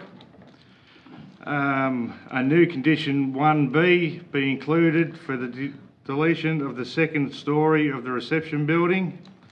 A new condition 1D will also be included, requiring the permit holder to establish signage on the boardwalk and stargazing area which identifies the environmental and cultural heritage significance of the site. Thank you, Madam Mayor. Thank you, Councillor Vogels. Do I have a seconder for Councillor Vogels' motion? Councillor Macon. Thank you. Councillor Vogels, would you like to speak to your motion, please? Thank you, Madam Mayor. I think the planning team's covered all the valid concerns with the 55 odd conditions on this planning permit. The development is set back from the Curtis estuary in what was a paddock on a block that is of hobby farm size. Of the total 6.3 hectare site, the total approximate buildings, roads, paths, footprint will have a coverage of about 0.75 hectares or 12% of the site area. With the additional landscaping and native vegetation condition, the exclusion zone will have an area of approximately 1 hectares, which is 15% of the site area. The environmental impacts are controlled and minimised through these conditions. A comprehensive cultural heritage assessment was carried out by AKWD Heritage Advisors and approved to proceed with conditions was granted. A coastal acidic sulphate soil survey was completed for the site and sewage line and was approved with conditions to manage their handling. A traffic management survey was conducted and approved with conditions to improve access safety. Light spill will be minimised under a detailed lighting management plan. Structures must be of muted tones and non-reflective materials, plus 50 odd more conditions which will be available to read on the Council's website. Thank you, Madam Mayor. Thank you, Councillor Vogels. Councillor Macon. Thank you, and through you, Madam Mayor. So I take my role as a councillor very seriously, and from time to time we have to make decisions that will not be popular within the community. I would like to thank everyone for taking the time for making their submissions to Council today for why you objected and or supported this development. I respect all your views and your opinions, as this is a very sensitive issue for a lot of you out there. Personally, I was very conflicted by this proposal of development tonight, and it was a very hard and grappling decision to make. This proposed use and development for group accommodation is appropriate for this site. It has been well thought out and has been designed in keeping the location in mind. The footprint is quite low, being only 0.75 of a hectare, which equates to 12.44% of the site area. The remaining 87% of the site will be free of any development. This will include areas for revegetation and landscaping. The proposed development area is set back a minimum 100 metres from the western property boundary and adjacent to the Curtis Inlet Peterborough Coastal Reserve. This section of the property between the western boundary and the development site will be clear from any built form. With regards to the light noise, there is a lighting management plan in place to reduce any light spill. But I also make note, across the river we do have a caravan park that has lights on day and night. The economic benefits for the Shire are jobs, increased tourism, increased spending within the region. All these are in line with the council plan. The proposed provides self-contained accommodation, and while it is separated from the Peterborough Township, it does not necessarily limit spending in the town or the surrounding regions. Touring routes along the Great Ocean Road, which take in the natural scenery of the coastline along the coastal hinterland, are becoming more popular and accessible tourism options. And this will attract a different selection of visitors to the region, which can only be great for the Corangamite Shire. Both DEPUTATIONS and the CCMA have completed a detailed review of the proposal and supporting assessments and do not object to a permit being granted on the basis that the environmental values and impacts can be protected and managed. I feel with the 55 permit conditions that have been placed on this planning permit, we will make sure this development is done in a sympathetic way to the area. Thank you, Madam Mayor. Thank you, Councillor Macon. Is there any councillors? Any other comments to make? Councillor Kennedy. Thank you, Madam Mayor, and through you. Like Councillor Macon, I gave this a great deal of thought, and I initially found it a very difficult matter to think through, and I do appreciate all of you coming tonight and speaking to your points of view, and we do respect that. There have been a significant number of objections, as has been noted many times tonight, and the common themes of those objections have been noted in the officer's report. Many of the concerns have related to the bird life, the environmental values, the biodiversity and access to the estuary. There's no question the integrity of the estuary must be protected. I don't think any of us would argue with that point. The estuary is important, it's valued and valuable now, and I believe this will become even more so into the future. The environmental significance overlay has been created to take account of the estuary environment and its wildlife, and exists fundamentally to protect it. The overlay sets the level of planning, control and assessment at a higher standard to manage any impact of development on environmental features and values. The proposed development is located outside of the ES01 overlay. There is no structural development on the small section of the cultural heritage significance that lies within the built site. The ES01 does not prevent development, but rather calls up specific objectives to protect the requirements of the overlay, including to maintain the natural and environmental quality and quantity of waterways, the ability of waterways to carry natural flows, prevention of the erosion of waterways, to protect and encourage long-term future of fauna and flora habitats along the waterways, to ensure development does not occur on land liable to flooding, and to prevent waste discharge, nutrients and other pollutants from entering the watercourses. Hence the multiple conditions that have been proposed to protect the current estuary environment into the future. I am particularly pleased with the amendment that Councillor Vogels has requested tonight. I think that will be an excellent outcome in requiring a larger stock and patron exclusion zone and along the western boundary, and the revegetation of that area using locally native plant species. This will contribute to the long-term improvement of the environmental values and condition of the land adjoining the Curtis River. This planning decision must also be balanced with other considerations, the support of tourism, economic development, amenity and land use. The proposal supports visitor stays in Corangamite and offers an alternate type of tourism accommodation. The amenity of the site and certain operations within it can be managed by applying specific conditions and controls.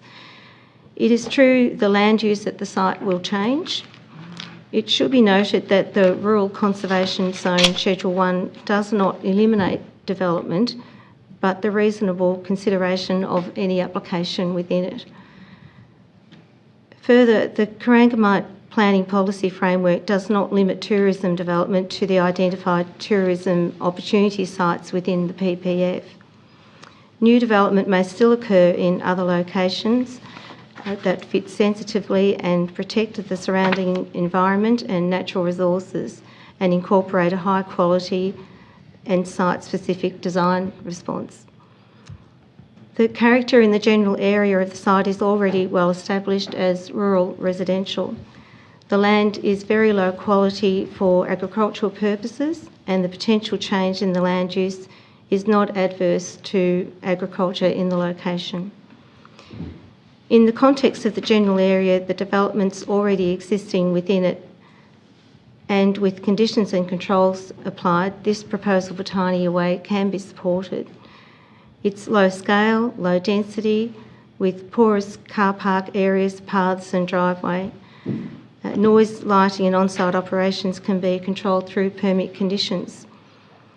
This is an opportunity to facilitate longer visitor stays and the associated benefit to employment opportunities, nearby businesses and towns, local and regional tourism and the local economy. It is well recognised the Curtis River estuary and its natural environment is highly valued by locals and visitors, and also the necessity for sustainable management and protection of this natural asset. The ESO1 overlay has its purpose and identifies areas of higher environmental value. Planning policy contained in the PPF provides specific emphasis on the protection of environmental and landscape values and management of risks which address concerns raised by the objectors. The design elements of the proposal have responded to environmental sensitivities, and further requirements will be imposed during the course of the development should a permit be granted. TWELP and CCMA have reviewed the proposal and supporting assessments and have no objection. I do support the recommendation that's been put forward by the officers with the amendment that's been proposed by Councillor Vogels. Thank you, Councillor Kennedy. Councillors, Councillor Hickey. Thank you, Mayor. Yes, I have empathy with the objectors here. I've stood before council myself and spoke against areas of council and of planning permits that I think were unfair and not contrary to popular belief. I believe that this estuary is absolutely a magnificent part of our community. It should be shared. It's not ours to keep for ourselves. It should be shared by everybody. And if we can have small groups of people come and share it, that's all the better. I believe the amendments that have been made tonight will well and truly ensure that this is met, and I believe the governance that's set in place and the amount of information you have heard tonight from the planning permit and from my fellow councillors would mean that this would be a very well managed site for us all to share. Thank you, Councillor Hickey. Councillor Beard. Yes, through you, Madam Mayor, and I totally agree with the councillors previous before me. This is always the hardest part of our role, is making planning decisions, and I've always said that, and with our councillors when they first come on board, I said the toughest thing you'll do as councillors will be having to decide on planning decisions that can ultimately be in favour of someone's lifestyle or against. So it is tricky, and we never take this role on lightly. And I hope you can appreciate the fact that we've done everything we can to prepare ourselves for the decision tonight. First and foremost, I also want to thank all of you for your time in not only being here tonight, but more importantly, the detail and the, the comprehensive submissions that were made, whether they were as an objection or in favour of this proposal. So I just want to take the time, because I know people do it with emotion and they've got their heart in it, and it takes a lot to do that. So thanks to everyone for their time. And there was some very comprehensive submissions received. Nature-based tourism seekers are ecologically minded and love the outdoors. There is a reason people that choose to stay in places like this particular project that's being proposed. as opposed to a regular caravan park or motel, and I for one know that because I just went and stayed in one in Halls Gap on the weekend. We can't assume that the visitors staying in an example like the Tiny Away proposal are not there at the detriment of the environment, but rather there to embrace it, just as we get to do. There is a clear strategic direction from policy at state, regional and local level supporting new tourism accommodation proposals and infrastructure within our Great Ocean Road region. The Tourism Opportunities Study and the C30 Amendment, which was done back in 2010-11, has been a lever in which various forms of much needed accommodation styles were identified, plus potential, and as well as preferred sites, plus potential or in some cases preferred sites signalled. However, clearly we have no control over who or what applications come through the Corangamite Shire's doors, an example being foreign investors. As a councillor, I treat each application on its merits and do the due diligence to go through the process, whatever personally I may think.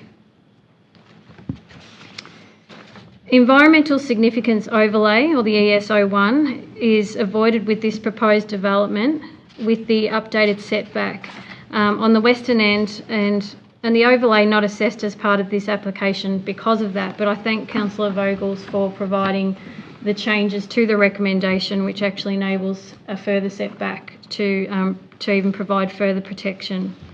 The Rural Conservation Zone, Schedule 1, is not farming, and already when you look along the neighbouring properties, and some of those here who I know, it has been fragmented for many years and has already occurred over numerous long time with houses, sheds, which are not sympathetic to the character of the surrounds, but we've grown and that's just what we've lived with, and we've been accepted of that.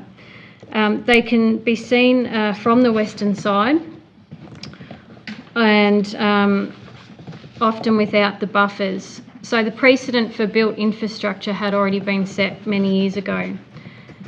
It is still occurring, and this proposed land use can occur within the rural conservation zone, and without a large footprint.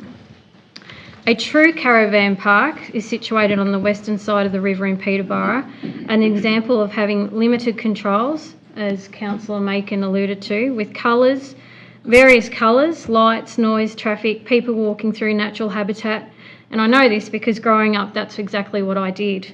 I've been there over multiple summers, and I think when you look at that as a piece of infrastructure on the side of a wetland, what is being proposed here tonight is a lot more sympathetic than that.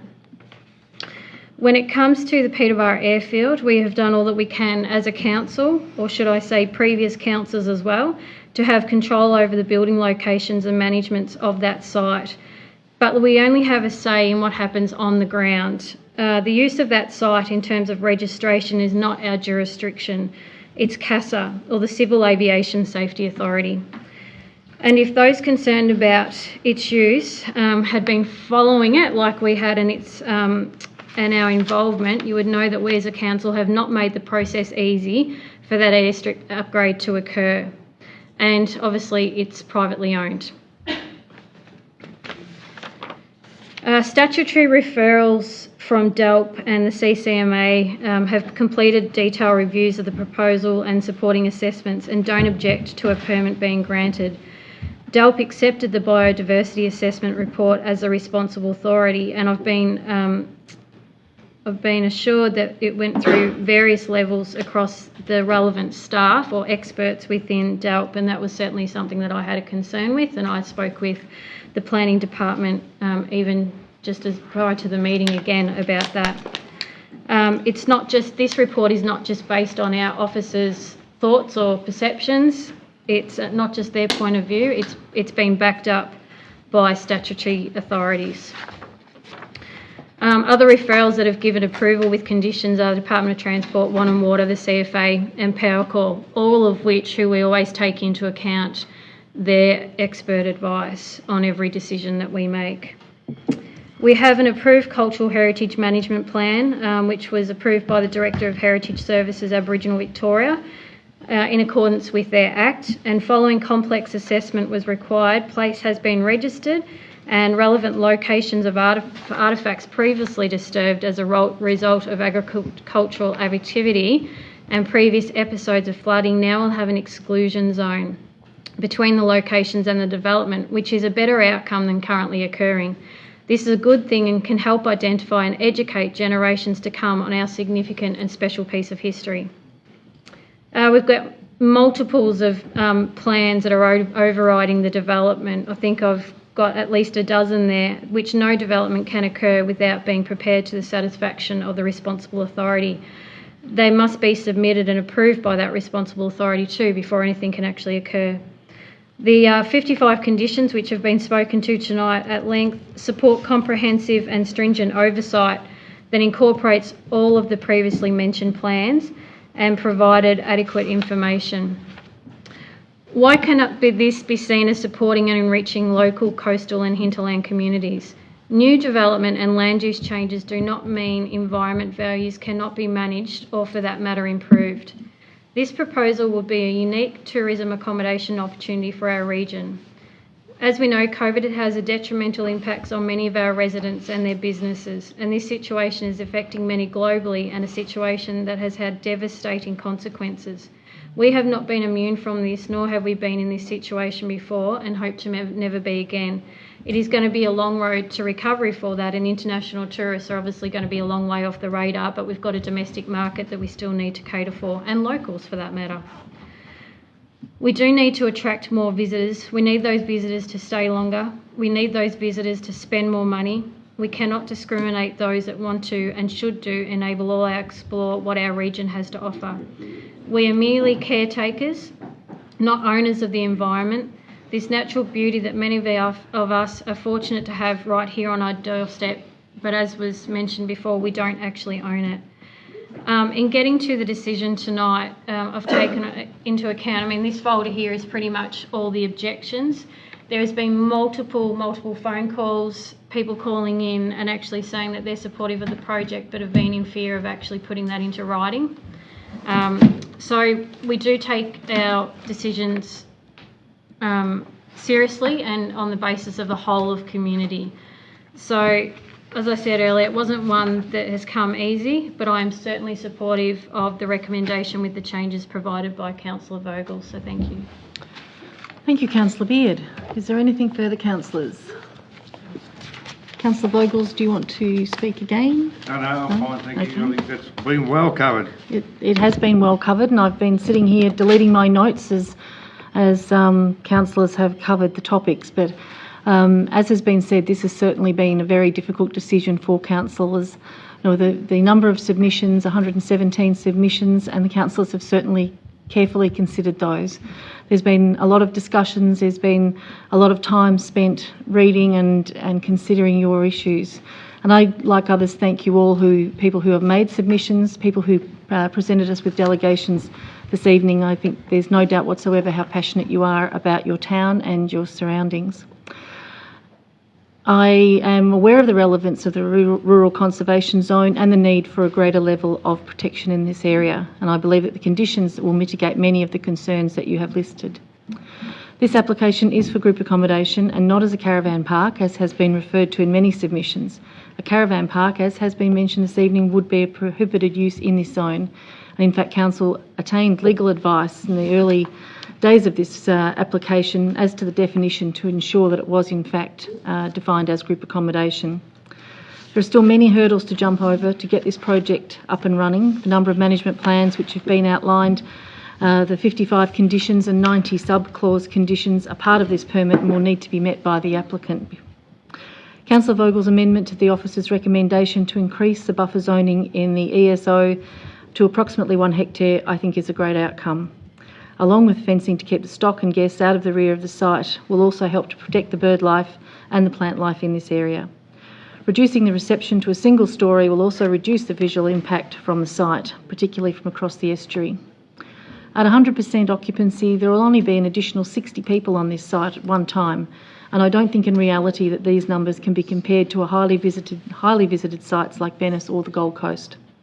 I see this as a light touch development and will be supporting Councillor Vogel's motion. So, councillors, if there's nothing further, I will put Councillor Vogel's amendment or motion to the vote. All those in favour? Carried. Right, councillors.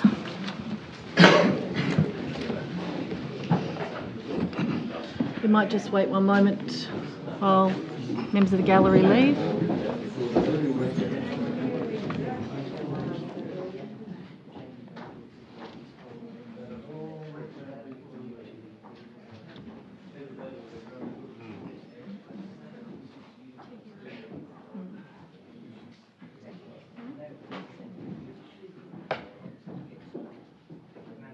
Thank you, Oliver.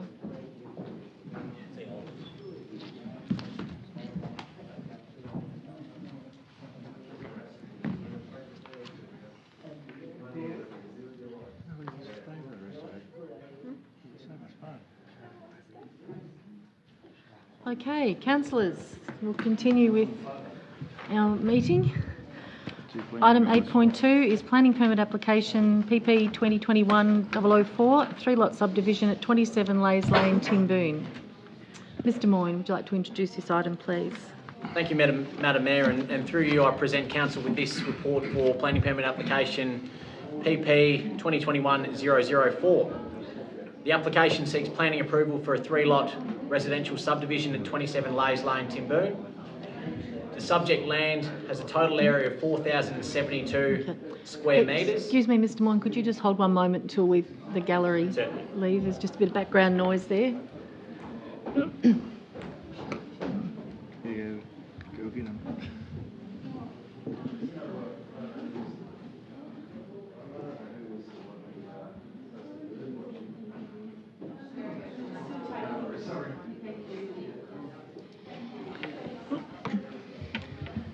Thank you, Mr. Moyne.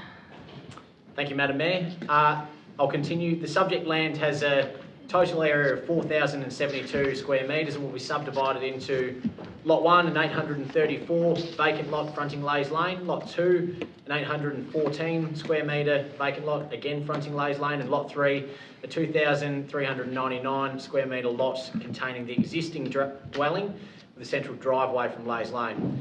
Development of the vacant lots is not a component of this application, will be dealt with once the subdivision has been completed. Public notice of the application has been given and council has received one objection which raises issues regarding neighbourhood character and impact of future development. These issues have been reviewed and addressed as part of the planning assessment. The application has been assessed against the relevant provisions of the Corangamite planning scheme and provides an acceptable response to the relevant provisions, including the municipal planning strategy, planning policy framework, general residential zone and clause 56 applying to residential subdivision. The proposal will support future infill residential development in Timboon at an appropriate density and scale. The recommendation is provided before you, councillors, to issue a notice of decision to grant a permit. Thank you, Mr. Moyne. Councillors, do I have anybody prepared to move a motion? Councillor Macon, is there a seconder? Mr. Cole. Councillor Cole, thank you. Thank you, Councillor Macon. Thank you, and through you, Madam Mayor. The proposed subdivision will create 2 additional residential lots within the Timboon Township. There are a lot of the lots are of an acceptable size and will be capable of accommodating future residential development. It also must be noted that at present there is no established residential character and the proposal is consistent with the mix of lot sizes in Leis Lane. Also, the current proposal is similar to the historical subdivision located on the adjoining property to the south. The proposed lots are of significant size to cater for standard residential development that still maintains open space and a rural setting. If and when any future development is planned for the future, it will be subject to a separate building approval process where the design and the setting of the dwelling must comply with building regulations, which will manage setback and ensure the amenities and the open space of adjoining properties is protected. The proposal is consistent with the purpose of the zone that it provides additional lots for the development and encourage housing growth in established residential area with access to services. Thank you, Madam Mayor. Thank you, Councillor Macon. Councillor Cole, do you have something to add? No, thank you, Madam Mayor. No, nothing further to add. Good, thank you. Councillors, further comments? I'll put the motion to a vote. All in favour? Carried.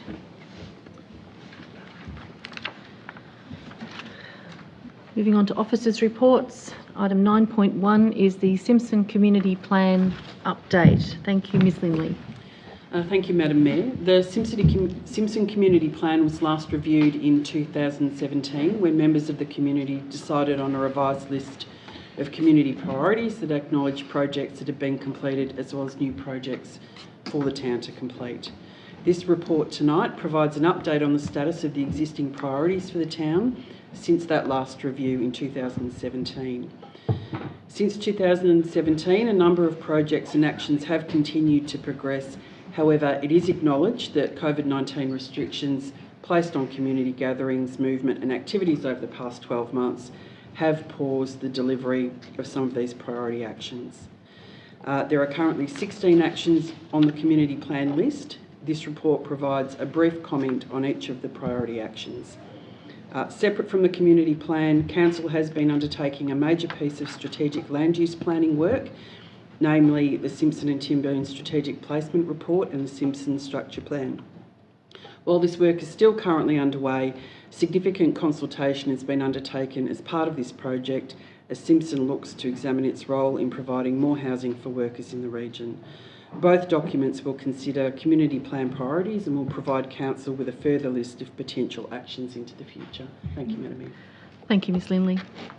In fact, Council are meeting this evening, obviously, in Simpson, and we have spent some part of the day visiting various areas and looking at the bowling club, which is about to have a major upgrade. So, councillors, there's a report there on the Simpson Community Plan. Would anyone like to move that, please? Councillor Beard. Do I have a seconder? Councillor Macon. Thank you. Councillor Beard. Yes, through you, Madam Mayor, and it's great to be here in Simpson tonight. This is a fantastic community, very much a can-do, resilient community who really do take pride in their farming community here. It's great to see that there is the strategic actions are still in play. I was actually talking with one of the inaugural community members that was part of the original community plan just earlier down the street today, and he said that it's all still happening, but obviously because of the COVID impacts in the last 12 months, I think with every community, everything's gone on the back burner to a degree. So it's great to get this update on where the community planning for Simpson is at. And as you alluded to before, Madam Mayor, you stated that we've had a look around Simpson today, and it was great to actually, one of the priorities was the taking over or the repurposing of the craft factory. So it was great to be able to go there and meet with the new developer of that site and get an understanding of what's occurring on that site. So I think Simpson's got some really exciting times ahead, and it is certainly something that is something to look forward to, and that I think it's on the cusp of some greater things to come. So we just need our Simpson community to hang in there, as all our communities have over the last 12 months, and continue to have each other's back, and there's some great things in the pipeworks in years to come. Thank you, Councillor Beard. Councillor Macon, did you think to add? Thank you, and through you, Madam Mayor. It's great to see the Simpson updating their community plan. As we all well know, things change, communities change, and the way we go about life changes very quickly. I'd like to thank all the people and the community organisations that got involved in getting this report to us. It's great to see Simpson have a vision for their town and community and how they'd like to see it going forward. The projects that you have managed to complete over the last 10 years have been quite significant ones, including this function centre that we're sitting in right now. And it just shows having a meeting place for the community is important, and it shows with determination, working together and striving to the one goal, what we can all produce and what great outcomes we can have. So I look forward to seeing what Simpson and the community can achieve in the next few years going forward. Thank you. Thank you, Councillor Macon. Councillors, anything further? I'll put the motion to vote. No. Oh, sorry, Councillor Hickey. Sorry, Mayor, I'd just like to congratulate the Simpson community. It's a very close-knit community. I congratulate them on having a community plan, because, of course, the planning is everything when it comes time to have the community move forward. And my eyes have been open today as we've driven around Simpson to see what potential there is in this community. So I congratulate the community and thank you for the afternoon. Thank you, Councillor Hickey. Nothing further, councillors. All in favour? Carried. Item 9.2 is the Investment Policy, March 2021. Mr Ray. Mayor, thank you, and through you. The report recommends that Council adopts a revised investment policy and revoke the policy dated May 2020. So the amendments proposed for your consideration tonight, councillors, are that a cap be placed on investments with non-term to maturity funds, so effectively a managed fund type investment. It's proposed that cap be about a third of total funds under investment at any one time. The policy is really important for council to help manage the risks and to ensure it discharges its responsibilities under the Act, particularly in regards to giving effect to the financial management principles. Mayor, the recommendation is before you. Thank you, Mr Ray. Councillors, someone like to move the recommendation? Councillor Canady. Do I have a seconder? Councillor Cole. Thank you. Councillor Canady. Thank you, Madam Mayor.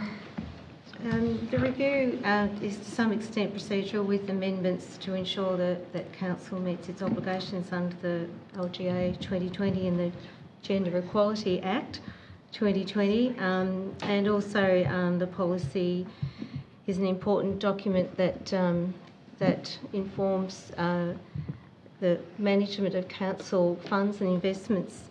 An important element in the review is the tightening of controls on the management of council's operating funds, as referenced at 5.1, which clearly ties authority to invest with this policy and legislation. The addition of clause 3.1.2 relating to placing of an investment and creating a cap is considered a more controlled and balanced approach to management of total investment funds available to council.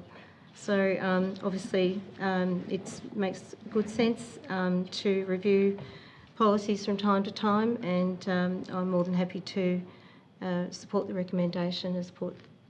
Thank you, Councillor Canady. Councillor Cole. Madam Mayor, thank you. I'd just like to note that our financial officers seem to be running a very conservative, steady ship, and therefore we find ourselves in a good position, and I congratulate them on that fact, because there's a lot of other places that aren't, and it puts us in good stead to weather any storms that may in front. So thank you, and I support that motion.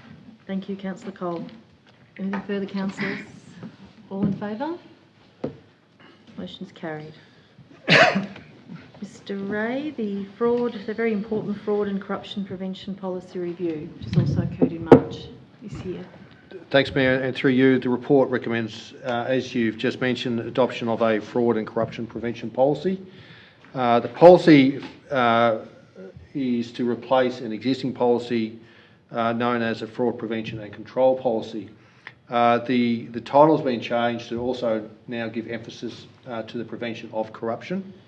Other than that, there are only minor amendments proposed to the policy to reflect changes in legislation, and to also give reference to Council's other policies, particularly in regards to public interest disclosures. And so the recommendation is before you, Mayor. Thank you, Mr Ray. Councillors, we have someone to move this. Thank you, Councillor Canady. A seconder? Thank you, Councillor Hickey. Councillor Canady. Thank you, Madam Mayor. As the report indicates, there have been some minor amendments proposed following the review. The policy has been renamed the Fraud and Corruption Prevention Policy to emphasise both fraud and corruption. We did have quite a deal of discussion about this particular policy at the last Audit and Risk Committee meeting. Because, you know, as we all know these days, fraud and corruption are quite often, challenges to all organisations, and we need to be very careful to be prepared and to have the right policies in place to manage that risk. The internal audit and sector, I don't know what I said there, but anyway, the internal audit findings and recommendations have been incorporated into the amendments, and as I've said, the policy is very important for internal controls and deterrence against fraud and corruption. And I'm more than happy to support the recommendation. Thank you, Councillor Kennedy. Councillor Hickey. Purely procedural, very eloquently spoke to by Councillor Kennedy, and part of the current compliance requirements. So I think it probably speaks to itself. Thank you. There's nothing further, councillors. All those in favour? Motion is carried. Item 9.4, the Renewable Energy Zones Development Plan Directions Paper, Corangamite Shire submission. Ms Lindley. Thank you, Madam Mayor. The Department of Environment, Land, Water and Planning has prepared and released the Renewable Energy Zone Development Plan Directions Paper for public consultation. The plan seeks to support the state's transition to meet its Victorian Renewable Energy Target, or VRET, commitments to facilitate transmission infrastructure upgrades to create new grid capacity within the renewable energy zone locations. A final RES development plan will be completed before the state government establishes VicGrid as a new department overseeing the planning and development of renewable energy zones, and the release of an implementation plan by July this year. Overall, the development plan aims to unlock a further 10 gigawatts of new renewable energy capacity in Victoria, taking total operational capacity within the renewable energy zones to 16 gigawatts. Infrastructure upgrades and projects will be enabled by a $540 million fund coordinated by the new VicGrid.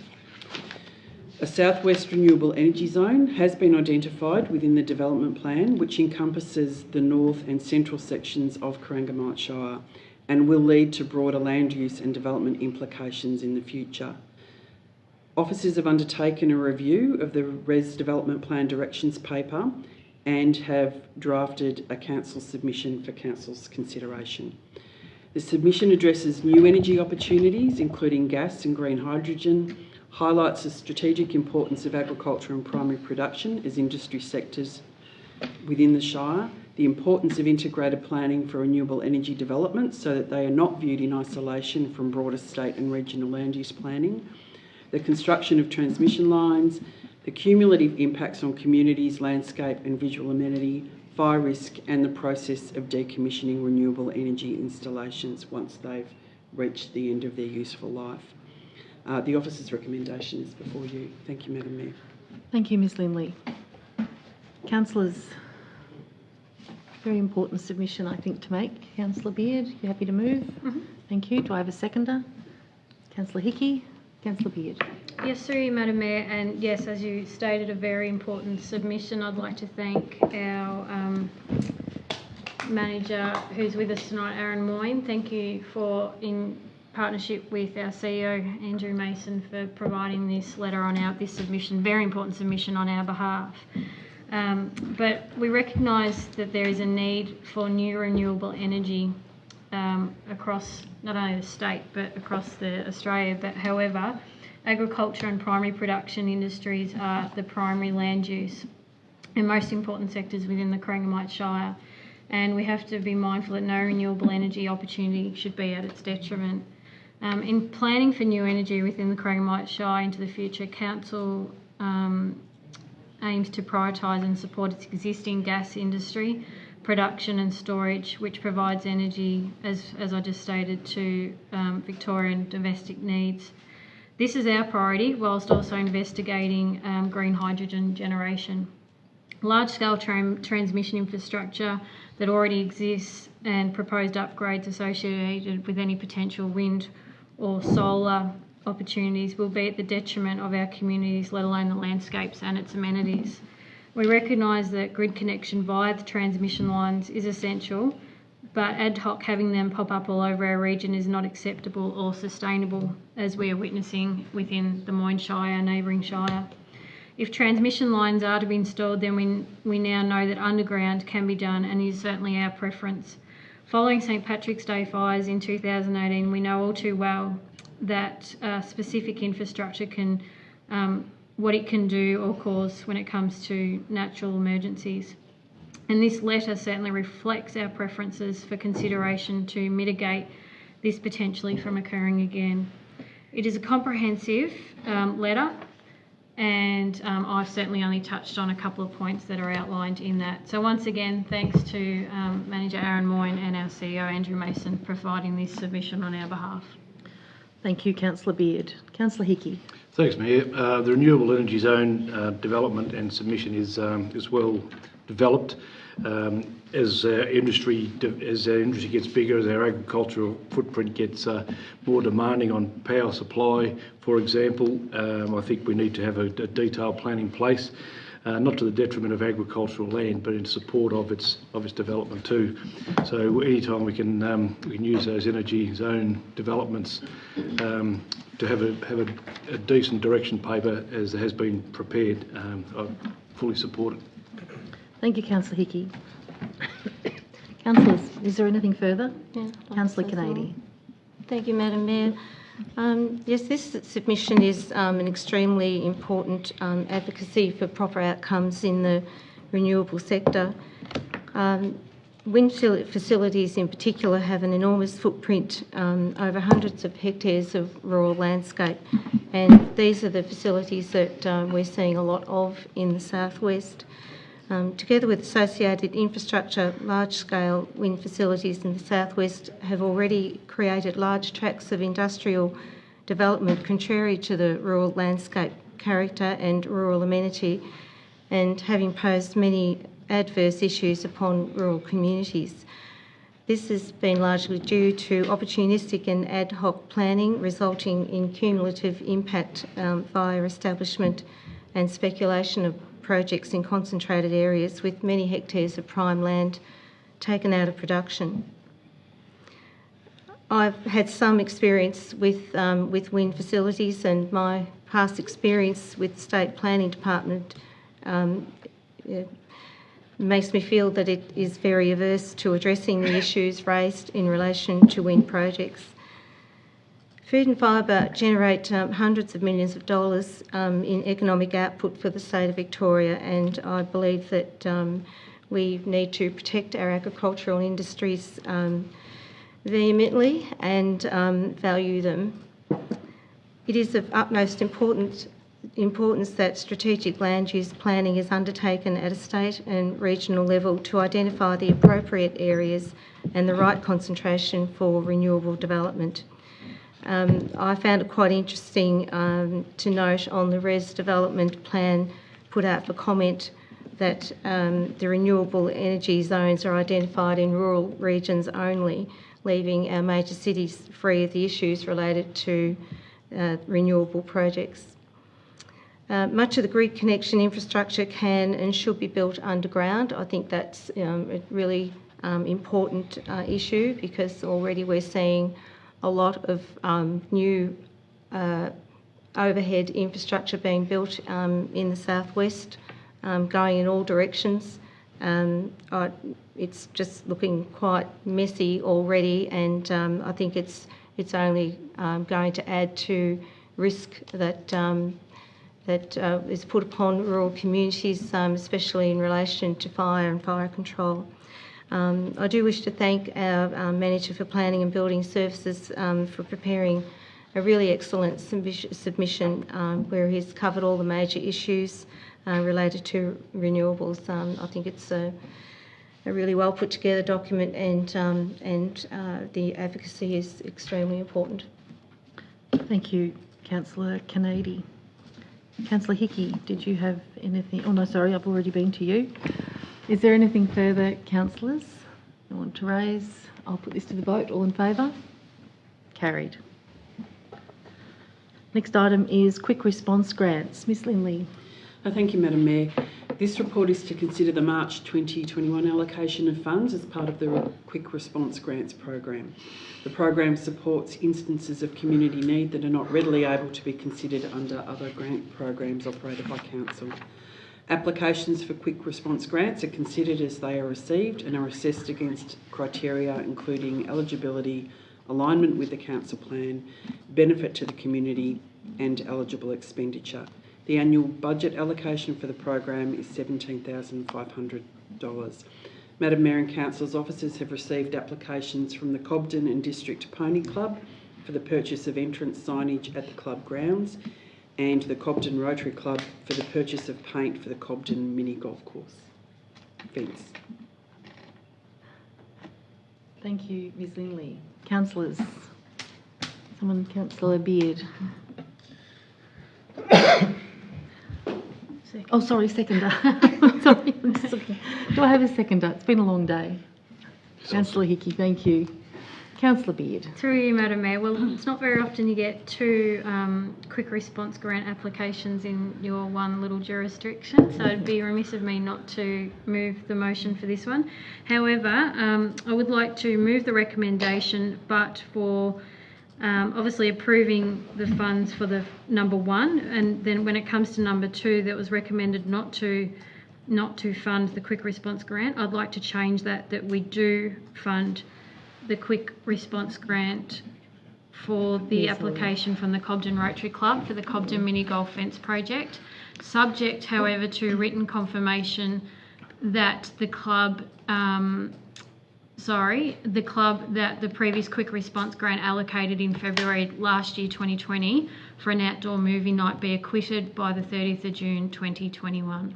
Thank you, Councillor Beard. Councillor Hickey, are you happy to continue seconding that motion? Yes, I think that's appropriate. Yeah. And this is one of the good news stories always to help the community with the quick response funds. So you're delighted that both organisations will be beneficiary of the small grants. Okay, Councillor Beard, do you want to elaborate on the changes? Thank you, Councillor Hickey, for seconding that change there. So last year and just to give a little bit of context, the Cobden Rotary Club applied for a quick response grant to hold an outdoor movie night in February last year, right on the cusp of COVID. Unfortunately, that event, which had tickets being sold and all, had to be delayed and then ultimately cancelled. What has happened since then through our COVID recovery that Corangamite Shire has been committed to with the Community COVID Recovery Team, there's now a partnership between the Cobden Rotary and the Phoenix Project to hold a series of movie nights, which will be hopefully being finalised this Thursday night to help reconnect the community as one of those projects. So I've been guaranteed that money will be acquitted by, obviously we've got the date of the 30th of June.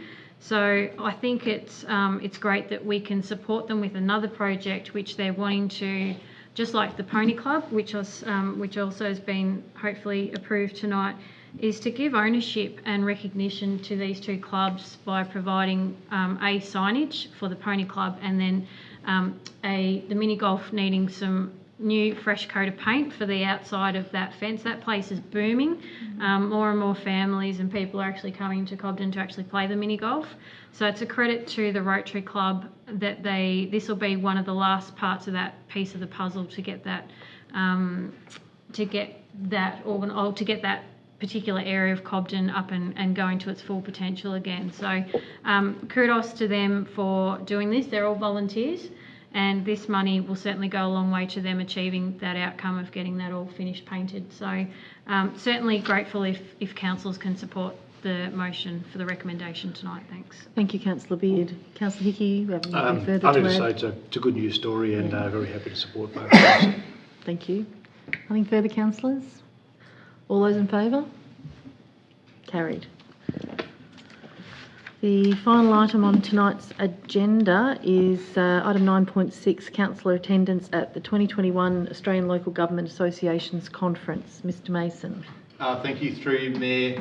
This report recommends that councillors nominate councillors to attend two important events, the first being the National General Assembly, which is an opportunity for councillors across Australia to meet and hear from key speakers and senior politicians. It's also an opportunity for Corangamite Shire councillors to do some advocacy while we're in Canberra. The second event is the National Local Roads Congress. This provides an opportunity for councillors across Australia to meet and discuss the critical issue of road maintenance. It's an important event for the sector to be able to continue its advocacy efforts in regards to continued federal government funding, particularly roads to recovery. So council's professional development policy requires a council resolution for councillors to attend these sort of events. Thank you, Mr Mason. Councillors, I think for the National General Assembly of Local Government, since it's to be held in June, I think we probably need to identify which two or one or more councillors are going to be attending. And I think that with regards to the Roads Congress, which isn't held until November, I think we can do the nomination of just councillors and then identify who's going at a later date. Is that okay, Mr Mason? So can I have someone move the recommendation? Councillor Macon, thank you. And you're naming? Mayor Gastrain and Deputy Mayor Beard to go. Thank you very much. Do I have a seconder for that? Thank you, Councillor Kennedy. Do you want to talk to your motion, Councillor Macon? Sure, thank you, and through you, Madam Mayor. Sorry, I believe that council representation at both these conferences is hugely and highly recommended, as councillors will be able to gain valuable insight into factors influencing the governments at the moment, as well as advocate for our communities and what projects and issues are important to us here in Corangamite, and fly the flag nice and high. I recommend that the Mayor Gastrain and Deputy Mayor Beard go to the National General Assembly of Local Government in Canberra, as this is a very important event and they can come back and coach us all on what is going on up there in the big white room. Also to the National Local Roads and Transport Congress, with one councillor going, and that is yet to be finalised, as mentioned by Mayor Gastrain earlier. So thank you, Madam Mayor. Thank you, Councillor Macon. Councillor Kennedy, did you want to add anything? Thank you, Madam Mayor. I don't think I have anything much more to add apart from my confidence that yourself and Councillor Beard will be wonderful advocates for Corangamite Shire Council and would be very, very good at achieving any outcomes that you may have in mind when you go to Canberra. We'll certainly be flying the Corangamite banner high, I can assure you. Nothing further. Councillors, all in favour? It's carried. Item 10 is other business. Does any councillor have any other business that they wish to raise? Nope. We have nobody left for open forum. So, councillors, thank you for your attendance this evening. Thank you to those who have been following our meeting online, and I'll close the meeting. Thank you. Thank you, Simpson. Thank you.